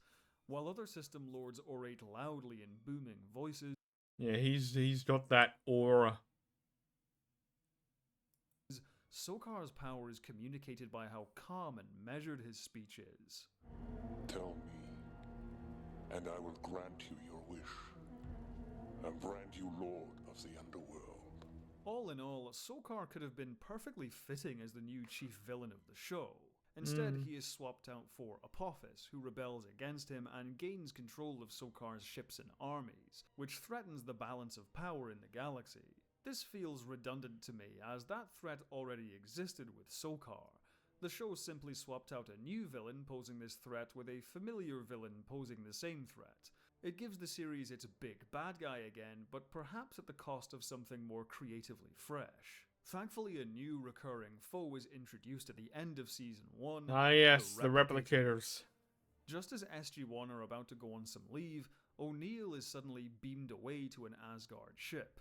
Expecting to find his old ally Thor, he instead encounters a swarm of insect-like machines which are quickly devouring the ship. Ugh. Taking inspiration from the work of nanotechnologist K. Eric Drexler and mathematician John Van Neumann, the Replicators offer a change of pace and antagonists for SG-1. Much like the Borg in Star Trek, the Replicators have a relentlessness to them. Nemesis, like all Replicator-focused episodes, combines two of Stargate's main strengths as a show: well-staged action and creative plotting engineered by in-universe consistency. Nemesis is packed with escalating tension as the Replicators spread like a virus throughout the spacecraft. Bullets hold them at bay for only so long. Instead, the solution is for SG-1 to crash the ship into Earth's atmosphere, riding the flaming wreck until they have enough power to escape through the Stargate. The Season 4 opener Small Victories is even stronger, which features surviving Replicators from the crash in a submarine. over a Russian submarine. Yeah. Fighting the That's Replicators good. on a spaceship was already bad enough, but the claustrophobic interior of a submarine Yeah, I was about to say, it's the claustrophobic aspect of it being in a submarine just making it so much worse. The battle even more desperate. Echoing James Cameron's Aliens, Daniel Jackson is forced to watch helplessly as the machines trap and then overwhelm O'Neill and Teal'c. O'Neill dropping his usually flippant attitude helps to sell the He was danger very even more. serious. Listen to me. We are not getting out of here. Mission accomplished. Blow it. Jack, Davis, give the order. Once again, Carter engineers another fiendishly clever solution to save the team just in the nick of time. But it's made clear that the Replicators pose an even greater threat than the Goa'uld. Thankfully, they're confined to another galaxy. For now.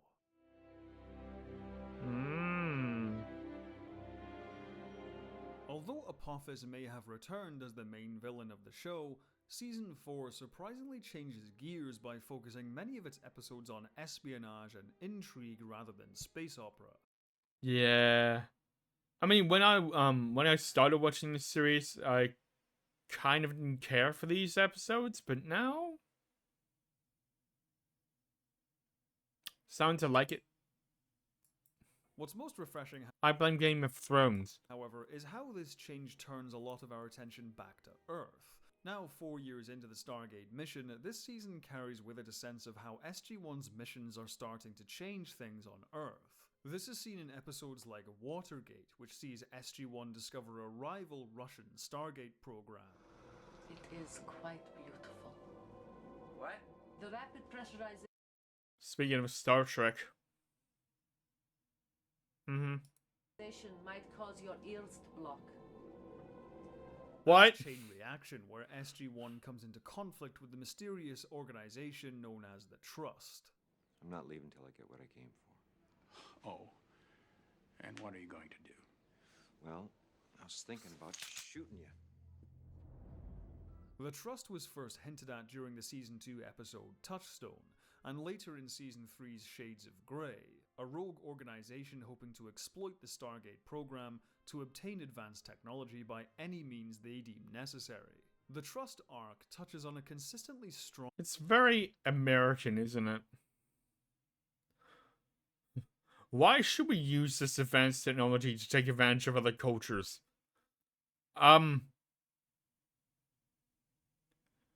Because the British tried to do exactly that, and not many people liked that. Stop manifesting your destiny. No one likes it. What I click. Shit.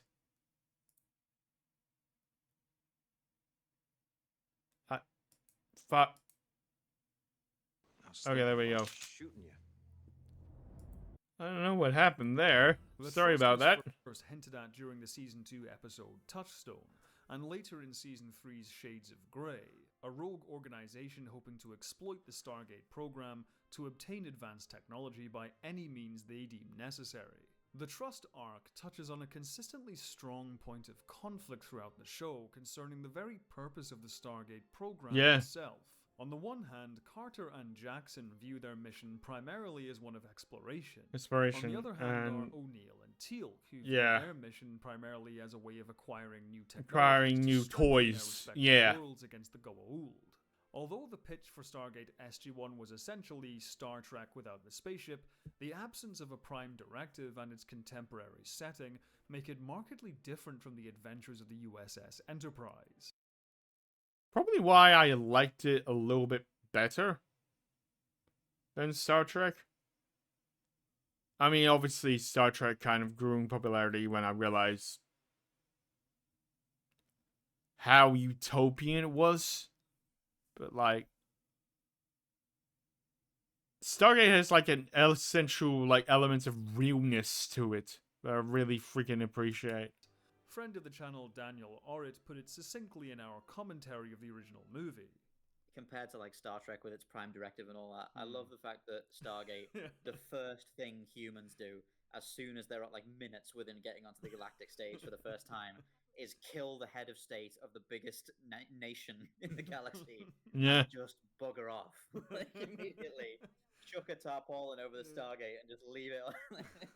And they're also So just perfect. like, oh, do you want machine guns? We've got plenty of those. Yeah, all your gods are fake. Here are machine. Yeah, so essentially, like, it's basically what...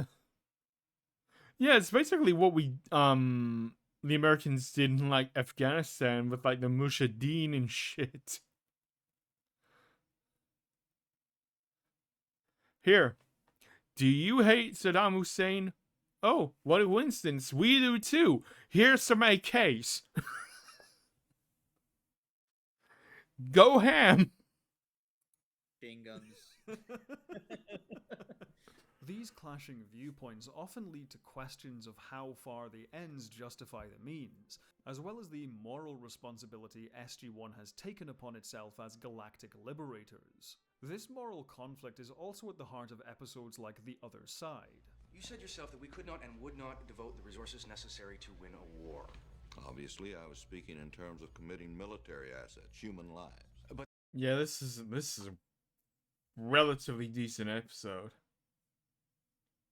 It's basically, yeah, they're on the side of like a Cold War, but the only thing they want is just water. there was a moral. Oh, actually, I don't think it's just... I think it might be heavy water, as in deuterium, if I remember rightly. Issue.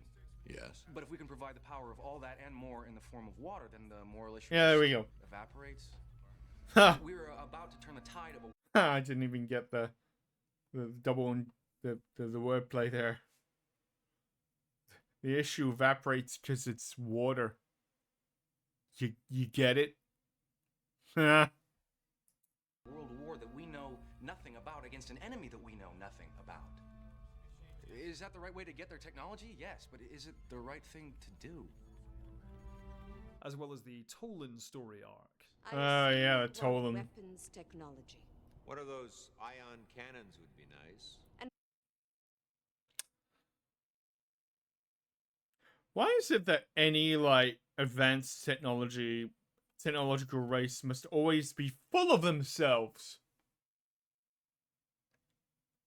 They did it with the Vulcans, they're doing it with the Tolan, like... What is with you fuckers? You guys are supposed to be, like, holier than thou, more evolved than us. Why are you so full of yourself? For what will you use such a cannon? To defend ourselves against the Goa'uld? But our research shows that you are far more likely to use our technology against enemies on your own planet.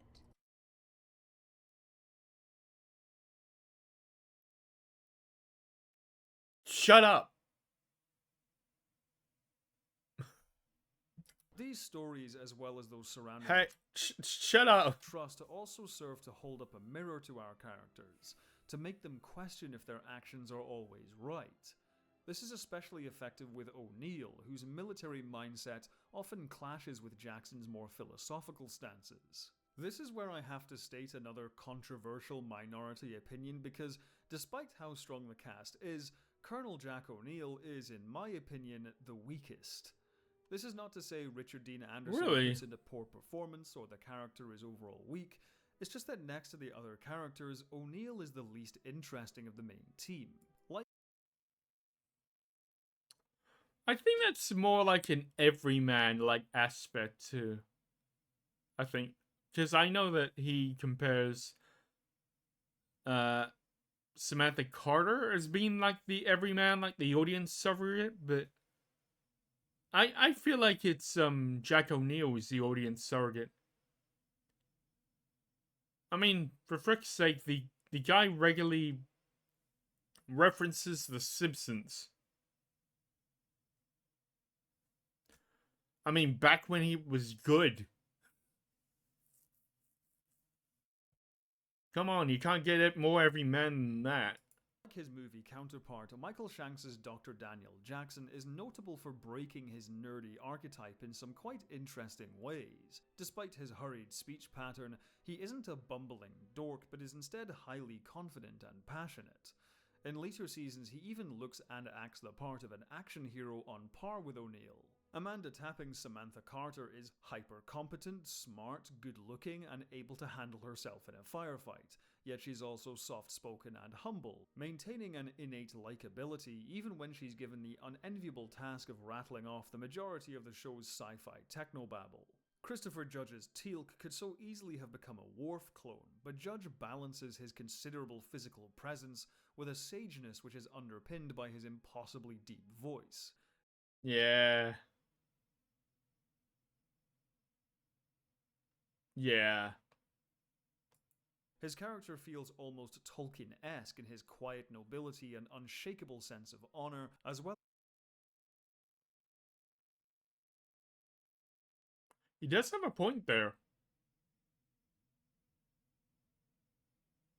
Yeah. As well as loyalty to his friends. O'Neill, by contrast, feels far too close to the Han Solo archetype, a swaggering, wisecracking man of action who laughs in the face of danger and saves the world like it's no big deal. The deeper element, that this quipping persona is merely a front to hide the lingering pain over the loss of his son, is touched on and dispensed with quite early, leaving just the archetypal personality without as much depth. There's also the tired jocks versus nerds dynamic between O'Neill, Carter, and Jackson. However, this short... I think that's just an aspect of like how dated the show is. I mean, the show started in 1997.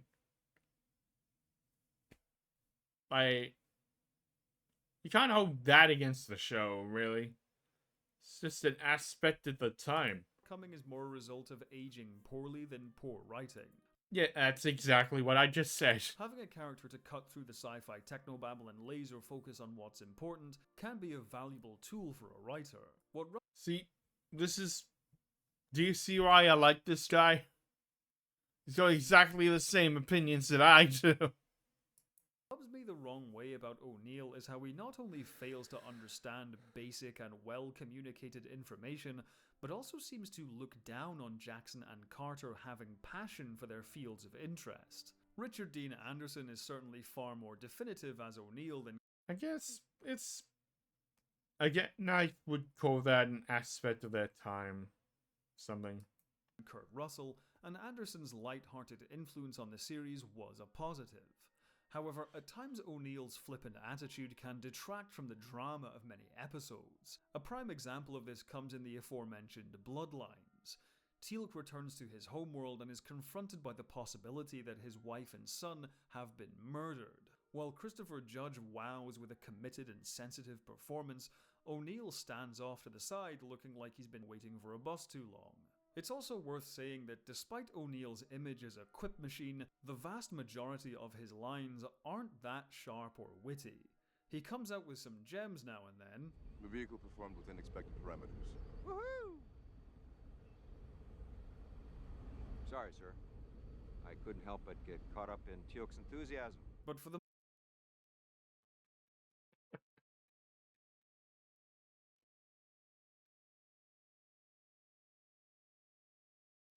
Come on, he's funnier than that.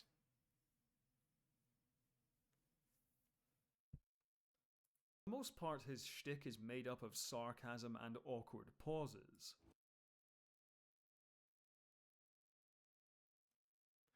Sarcasm and awkward pauses work on me, man. Sokar is a Goa'uld of ancient times. He was once ruler of the System Lords, but was defeated by an alliance of Goa'uld many centuries ago. Yeah, basically, he was the original Satan. Yeah. Oh, isn't that special? Ironically, while Kurt Russell was at his best in the Stargate movie as a winking badass, Richard Dean Anderson is at his best in the few instances he takes things seriously. All that being said, the humour Anderson brought to the O'Neill character and to the show as a whole does shine in the fan-favourite episode Window of Opportunity. Yes, I love this episode. Yes. Yes.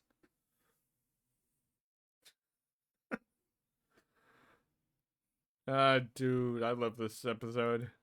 While exploring some ancient ruins on a planet ravaged by solar flares, O'Neill, Teal'c, and alien archaeologist Malachi are struck by an energy wave which sends them into a time loop. The only way to escape the loop is to translate the ancient writings on an altar found in the ruins. Time loops as a concept were relatively new outside of literature at the time. Even so, Star Trek The Next Generation and The X-Files both beat Stargate to the punch with their time loop episodes. But while those shows used the concept to tell dark, suspenseful stories, SG-1 differentiates itself by using the concept for comedy. Every time we loop, Daniel asks me a question, and I wasn't listening the first time. You're not the only one who must endure some discomfort, O'Neill. Sorry, sir. I didn't realize you were there. The details of why the time loop began and how to stop it are immaterial. The highlight of the episode comes in the middle when O'Neill and Teal'c realize that as long as they are trapped in the loop, they are free from the consequences of their actions. The following Groundhog Day-like montage is a delight as the two run amok in the SGC. Colonel O'Neill, what the hell are you doing? In the middle of my backswing? Having O'Neill and Teal'c be the ones stuck Fuck, in the loop man. rather than the more intellectual Carter and Jackson is what makes this light-hearted touch work so well. They don't escape the loop via some technical trick, as Carter and Jackson would have done, but by reasoning with Malachi, the instigator of the loop, on an emotional level. I lost my son! I know! And as much as I could never live that over again. Could you?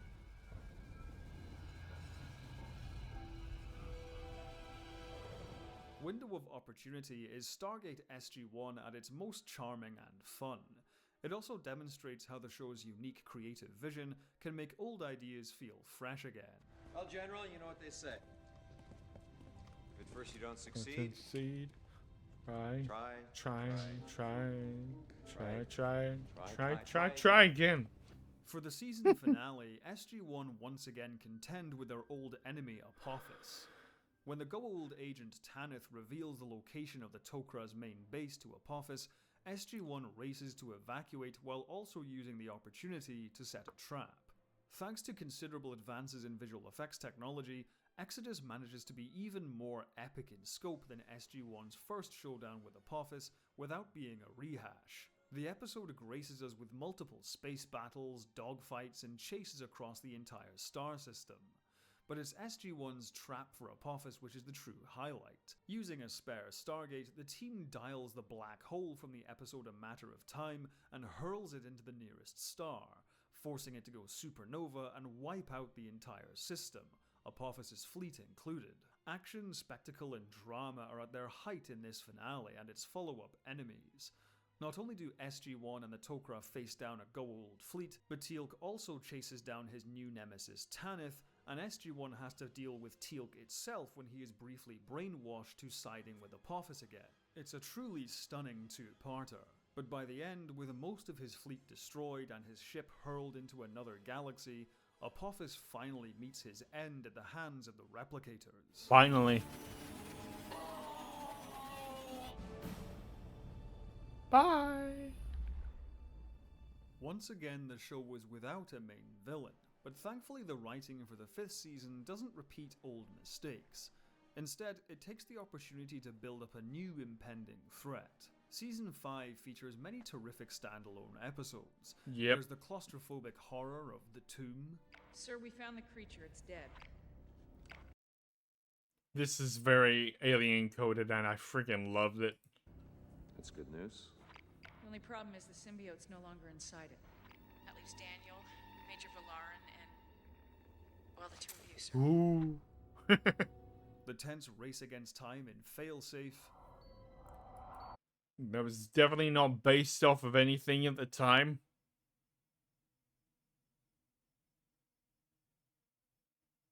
Definitely not.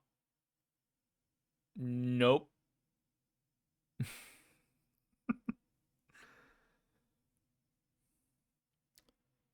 Plays obligatory Aerosmith. Yep. You know, I'd like to take this opportunity to say that this is a very poorly designed bomb, and I think we should say something to somebody when we get back. I agree, sir.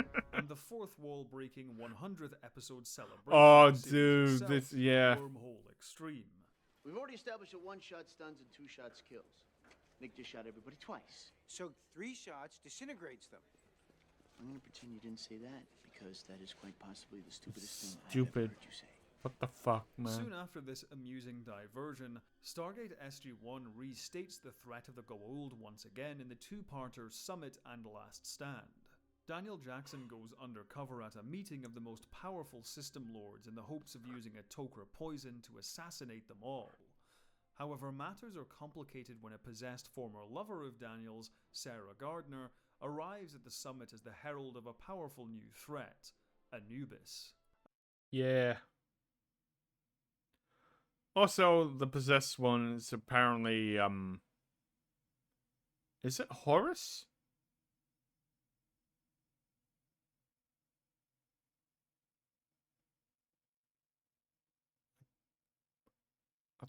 No. No, Horus is Hero-er.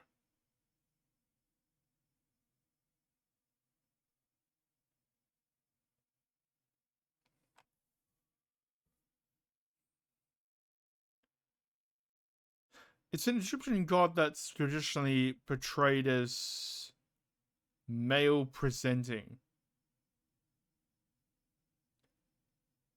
I can't remember who. At this point in the show, SG-1 seemed to be on a winning streak. Having taken out Apophis a second time and fended off the replicators, the mission in Summit would seem like a slam dunk. This is why the 2-parter makes sure to humble the characters severely. Not only does Daniel fail in his original mission, but he even fails in his impromptu one. He refuses to carry out the plan when the Osiris-possessed Sarah shows up, then he holds back to wait for Anubis, and after he's discovered, he's forced to leave Sarah behind anyway. The System Lords are not only not harmed, but they are stronger, having allied themselves with Anubis. Meanwhile, the Tok'ra fall under direct attack from another of Anubis' servants. Unlike previous battles, this attack is devastating. The action is grittier than usual, emphasizing the destructive power of Goa'uld weaponry and the loss of life sustained by the Tok'ra and the SG teams. The events serve as a wake-up call to the characters, who risked becoming complacent due to their recent victories. This complacency is well highlighted in a small scene between Daniel and a System Lord servant. But what if they do not care what we have seen and heard? Because when they are done eating the symbiotes, they plan to put the leftovers in us. You should only be so fortunate. I have served my master so well for so long in the hope that one day he would grant me the honor of implantation. The honor? Yes. Having fought the Goa'uld for so long, Daniel seems almost personally offended by the idea of anyone still revering them. But after Last Stand, the Goa'uld's grip on power is still very much intact. It's clear that despite all they have achieved, SG-1 still has a long way to go. SG-1's other recurring foe, the Replicators, also make an unexpected appearance this season in Menace. On a planet desolated long ago by war, the team discovers a dormant android they later come to know as Reese. Talking with Reese, a great many questions soon arise. What happened to the planet? Why is she the only survivor? And why are there replicator blocks near where she was found? As Also,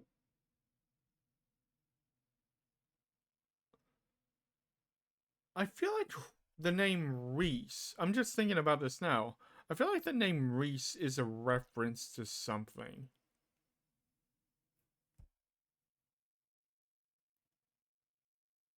I just don't know what. Daniel gets to know the childlike android more, these questions are soon given some disturbing answers. Remember when you said you wished that you could have more fun? Yeah?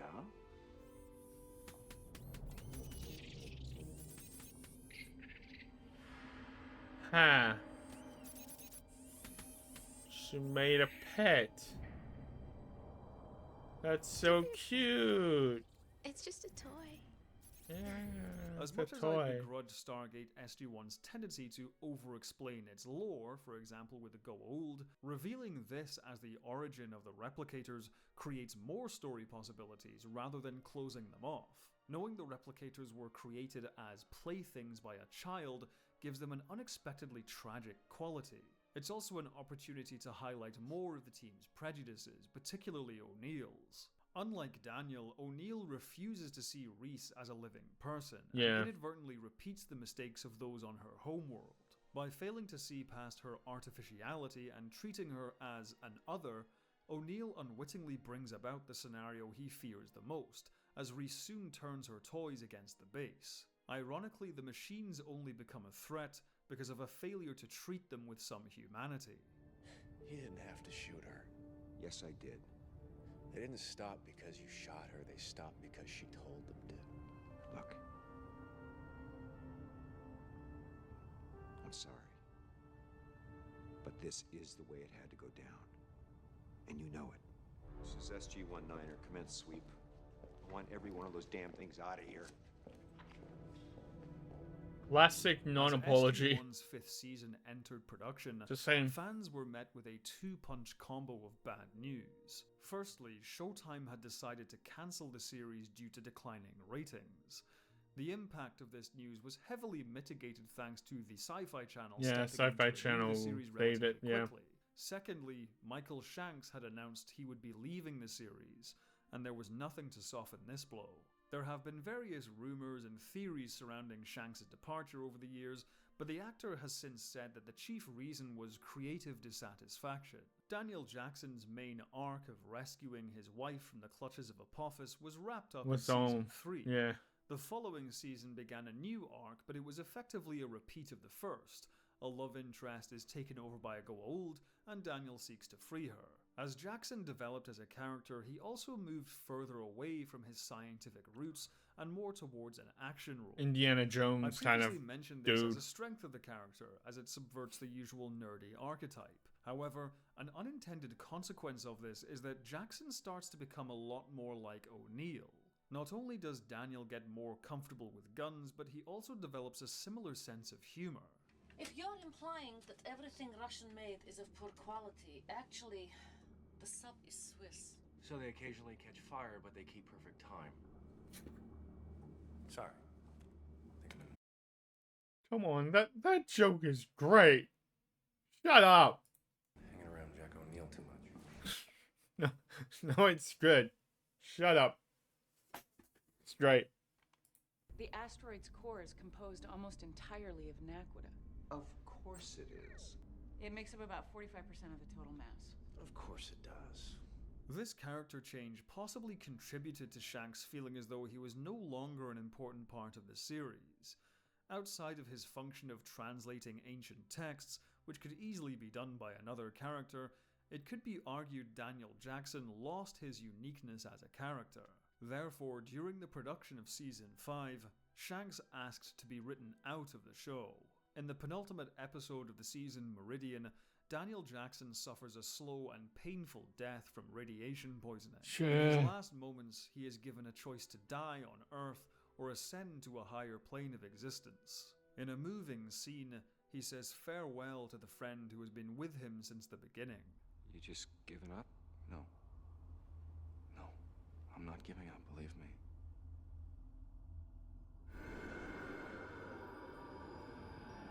I have to go now. Everything's gonna be fine. Reflecting the feelings of the production team, Season 5 eschews the normal cliffhanger in favour of something more poignant, but also uncertain. Though there would be more adventures through the Stargate, could the show endure at its new home without one of its core cast members?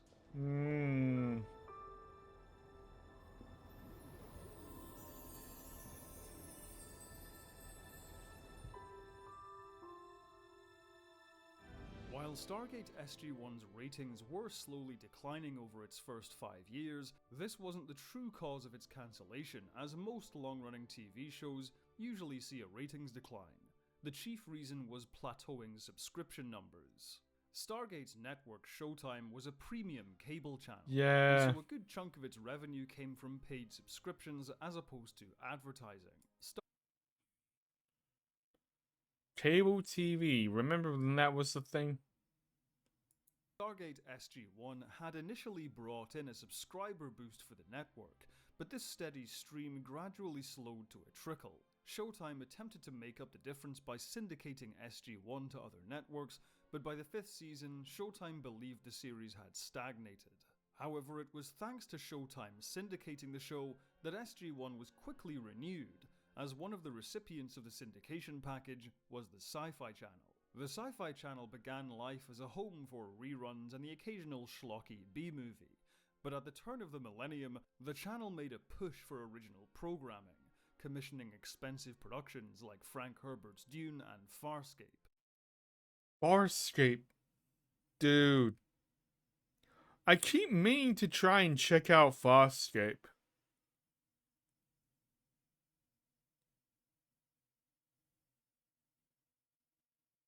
I keep forgetting. I've heard it's really good. Reruns of SG-1 had been very successful on the channel, and so when SG-1 was dropped by Showtime, the Sci-Fi Channel was happy to step in and add SG-1 to its growing roster of original programming. In many ways, the Sci-Fi Channel proved to be a more suitable home for SG-1. Showtime, being a premium cable network akin to HBO, often aimed its programming strictly towards adults, as opposed to the more family-friendly adventure series SG-1 would become. Even so, SG-1 initially tried to fit the expected mold at Showtime, featuring nudity and violence in its premiere episode. Yeah, first which episode. Feels very Yeah. jarring in retrospect. Very the weird. Sci-Fi Channel, however, was much broader with its programming. Stargate SG-1 could not only fit comfortably on the cable network, but even pull in new viewers who may not have been able to fork out the cash for a Showtime subscription. For the time being, the Sci-Fi Channel appeared to be the ideal new home for Stargate SG-1. A more complicated problem to solve, however, was the departure of Michael Shanks as Dr. Daniel Jackson. Though the actor was convinced to return for a handful of one-off episodes, it was clear SG-1 needed a new member. Thankfully, this new member already presented themselves at the end of Season 5. Jonas Quinn, played by Corin Nemec, was introduced in the episode Meridian. Despite Corin Nemec only being 1 year Michael Shanks' junior, the character Jonas Quinn is clearly intended to be much younger than the rest of SG-1. This creates a new dynamic between Quinn and the rest of the cast. Whereas Jackson was an equal colleague to Colonel O'Neill, Quinn has to work hard to prove himself. Quinn also forms an unlikely bond with Teal'c, as the two can relate to each other as outsiders to Earth culture and custom. In a sense, Teal'c takes on the role of Quinn's big brother on the team. Meanwhile, Carter bonds with Quinn over their shared love of science. This is quite a refreshing change after Daniel Jackson gradually adopted O'Neill's sardonic temperament and lost some of his wide-eyed enthusiasm for SG-1's adventures. Because of this, Jonas Quinn's easygoing attitude and childlike curiosity are welcome additions to the show. It's just that it's my first time in space. We'd only begun to consider the possibility of space travel. To actually be out here it's amazing. Indeed. Overall, Jonas Quinn successfully avoids the trap of being Diet Daniel Jackson and instead carves out a unique presence in the show. Despite his many strengths, what lets Jonas Quinn down as a character is his lack of development throughout the season. His introduction is well handled, and his dynamic with the rest of the team is interesting, even refreshing. Yeah, I feel like it could have been better if he'd, like, survived, like, far longer, because I also felt like there was something missing. I mean, I didn't not like him as a character, but there was something that, yeah, wasn't quite there, and I think if he had been able to, like, gel with the team a little bit more, maybe it could fix itself, but there are few great Jonas Quinn-centric episodes. For the most part, Quinn is a solid supporting character, but never feels truly equal to the main cast. There is, however, the hint of some greater potential. During a clash with the System Lord Nirti, there's the revelation that Quinn's DNA is somehow different than other humans. You're not human. I'm human. I'm just not from Earth. Those few thousand years on another world have changed you more than you know. Whether this was meant to hint at a larger arc for Quinn in the future is unclear, but ultimately, due to this lack of development, Jonas Quinn comes off as likable but bland. There may have been potential for more, but unfortunately we'll never know. The reasons for this will be explored later. Despite SG-1's renewal on Sci-Fi coming with a slightly reduced budget, Season 6 opens with a bang in the two-parter Redemption, which sees the SGC and the Rebel Jaffa in their first major confrontation with Anubis. I said previously that despite how effective the Goa'uld are as recurring villains, as characters few of them surpass the presence of Ra in the original movie. That is with the exception of Anubis. Whether it was a conscious effort by the writers or not, the greater sense of threat from Anubis comes as a result of remixing two of Stargate's best villains into a new character. Part of what made Ra so effective in the original movie was a sense of the unknown, something which isn't present with parasitic snakes. Anubis, being a partially ascended being with remarkable powers, retains some of that cosmic mysteriousness which the System Lords following Ra lacked. Then there's the character's appearance. At first glance, Anubis broadly resembles Sokar with his dark robes and calmer speaking voice, elements which made Sokar feel quite chilling, which carry over to Anubis. While other System Lords are essentially outer space tyrants with a cool aesthetic, Anubis feels like a genuinely powerful cosmic threat. He kind of feels like, I mean, to continue the Lord of the Rings aspects, he feels like a space version of Sauron. Yeah. Threat is properly communicated in the sprawling epic that is Redemption. Not only do we get some more Stargate warfare, with Anubis turning the SGC's Stargate into a bomb, but Teal'c also leads a raid on one of Anubis's bases with the help of Braytak and his son. Not only does this plotline pack in some good old-fashioned Stargate action, but it also features some great drama. After the sudden death of his wife, Teal'c fights to repair his relationship with his estranged son, Ryak. Everything I have done for you. And I am ashamed, for you have done nothing but bring pain and misery, and above all, false hope to countless Jaffa. Then fire your weapon. Christopher Judge delivers yet another richly emotional performance in the episode, especially in the scene where Teal'c and his son finally make amends. Whether you believe in me or what I have chosen to do does not change the fact that I have never doubted your heart, Ryak. You need never win back my trust, my son, for you already have it. Lost it.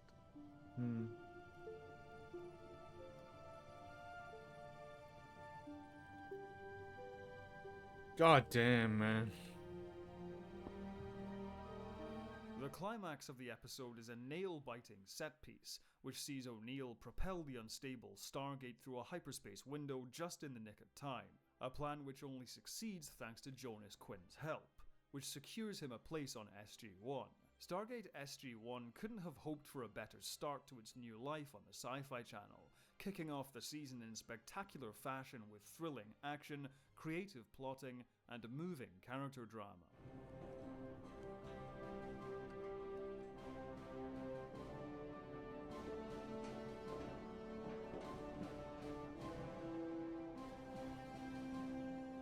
Redemption is also notable for the introduction of the F-302, humanity's first space-capable fighter.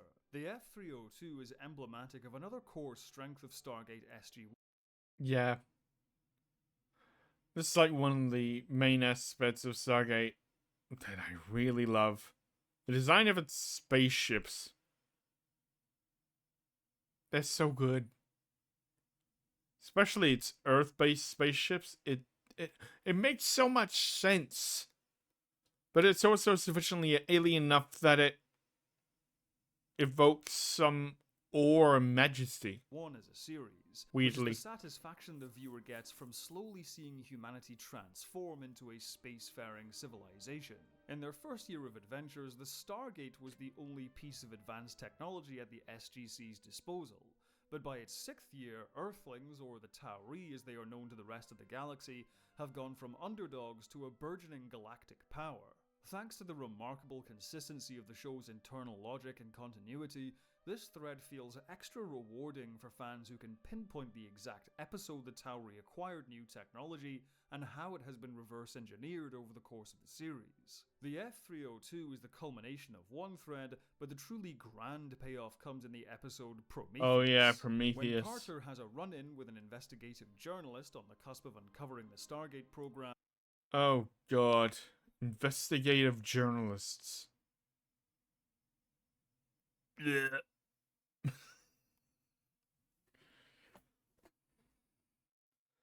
I'm sorry, I don't know, it's like not all like people in media, but the past couple of years has really soured my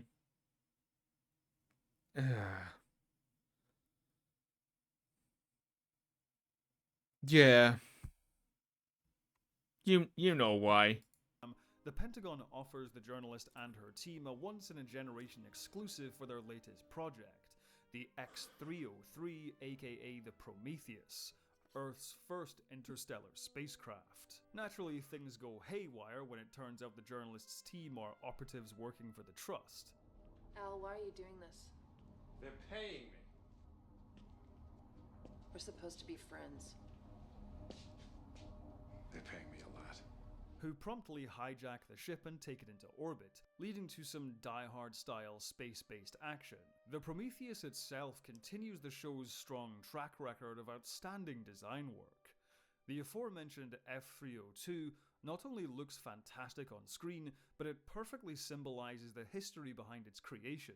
It's the shape of a go-old death glider, but with the color scheme and detailing of a modern-day fighter jet. The Prometheus, on the other hand, looks like a modern-day Navy destroyer which has somehow sprouted. Or an aircraft carrier, yeah. The thing also alludes to its origins, resembling less a spacecraft and more a titanic fortress. This is a design feature which future Tauri spaceship designs would further lean into, with the later Daedalus class looking like something halfway between a Gothic cathedral and an outer space warship. So what didn't they go for? The name I suggested. For the ship? Yeah. Sir, we can't call it the Enterprise. Why not?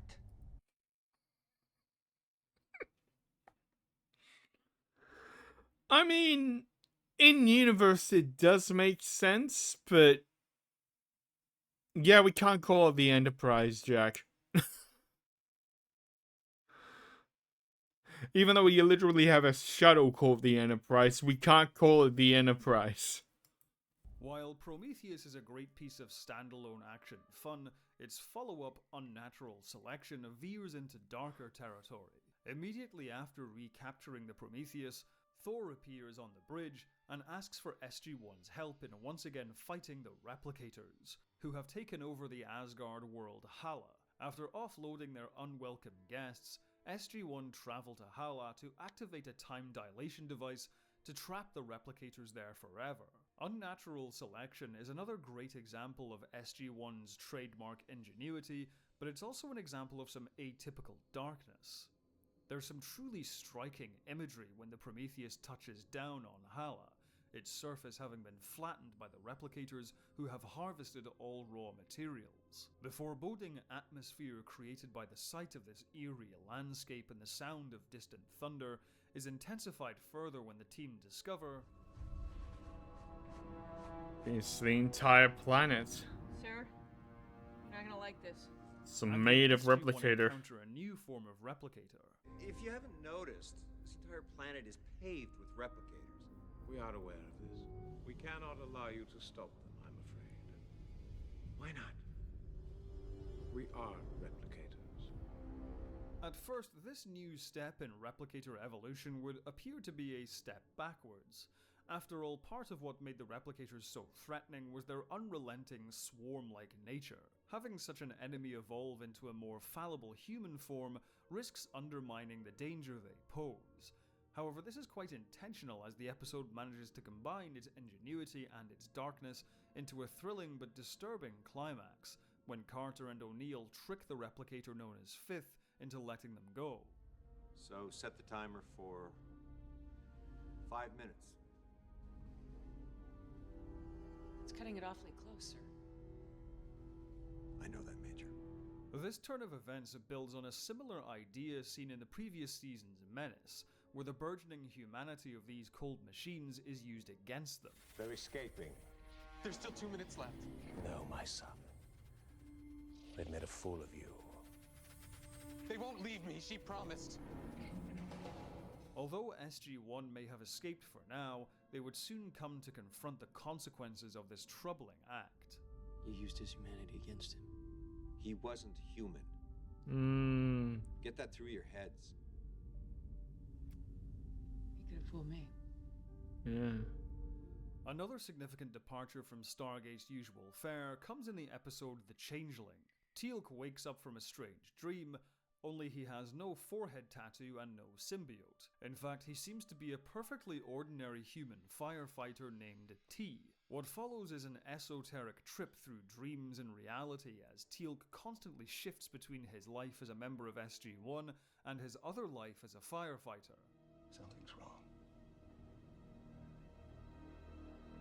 He knows it. What is happening? I'm sorry, Teal'c. I didn't mean to wake you. The episode itself was written by Christopher Judge, who uses the opportunity to It's an absolute trip. by switching constantly between the stoic warrior Teal'c and the laid-back emergency serviceman with a heart of gold T. By this point in the series, Judge is so familiar as his Stargate character that it's almost jarring to hear him speak with a normal human voice. The rest of the cast are also clearly enjoying the opportunity to stretch their acting muscles. The viewer is left constantly guessing as to what is really happening here, with a brief shot of Teal'c and Braytak in the aftermath of a battle providing a possible clue. But it isn't until T talks to Daniel Jackson, appearing as a psychologist of the same name, that the truth presents itself. If you can't distinguish between them,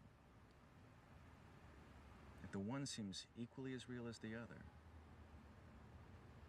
maybe you don't belong in either one. In some ways, the episode could be compared to Deep Space Nine's Far Beyond the Stars, at least in presentation if not in subject matter. But whereas the DS9 episode ended its story on an effective, ambiguous note, the Changeling's final revelation is more definitive and therefore a tad disappointing. The twist is a clever one, and Teal'c is significantly changed by the events, but unfortunately this reveal can be summed up by the phrase, "It was all a dream." Even so, Basically, the dream yeah. is certainly a fascinating one, which affords the cast and crew the opportunity to step outside their comfort zones and experiment with the show's format. While the episode may abruptly rein itself in by the end, The Changeling is still memorable for that brief moment it was let loose. Soon after The Changeling, SG-1's 6th season comes to an end in full circle, which at one point was intended to end the series itself. Executive producers Brad Wright and Robert C. Cooper planned to wrap up SG-1 after 6 seasons. The original plan was for Stargate to return to the big screen in an SG-1 movie, which would set up a new spin-off show. In a sense, this would take Stargate in the same direction as Star Trek in the late 90s. Just as the Next Generation crew continued their adventures on the big screen while Deep Space Nine and Voyager expanded the Star Trek mythos on television, so too would the SG-1 ensemble lead a series of movies, while a new spin-off show would entertain audiences on television. The SG-1 movie would never see the light of day, however, as SG-1 the television show was renewed for a 7th season. Oddly enough, there have been pushings for...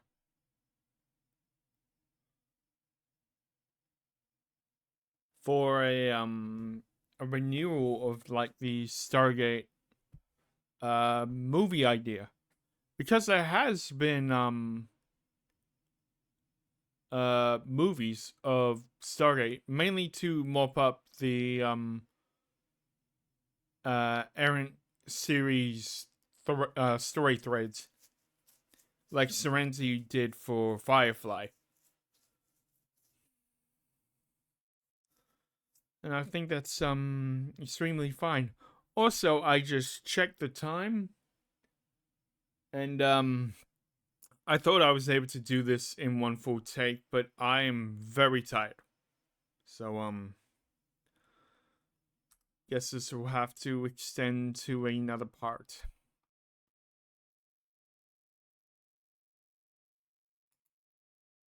Anyway, hope you guys enjoyed.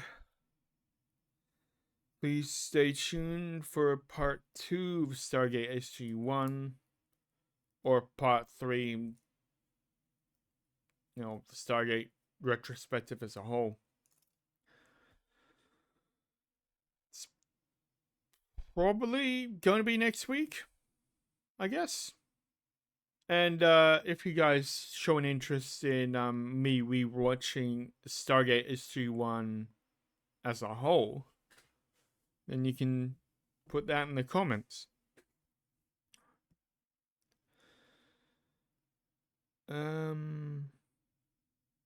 Oh. Sorry, I just looked at the date and it's just gone the 1st of October. Where the frick has the year gone? Hope you guys enjoyed yourself anyway. I'm going to go to bed. And while you're there, please like, share, and subscribe if you like this video. Hope you have a wonderful rest of your day. I've been Purist, signing off.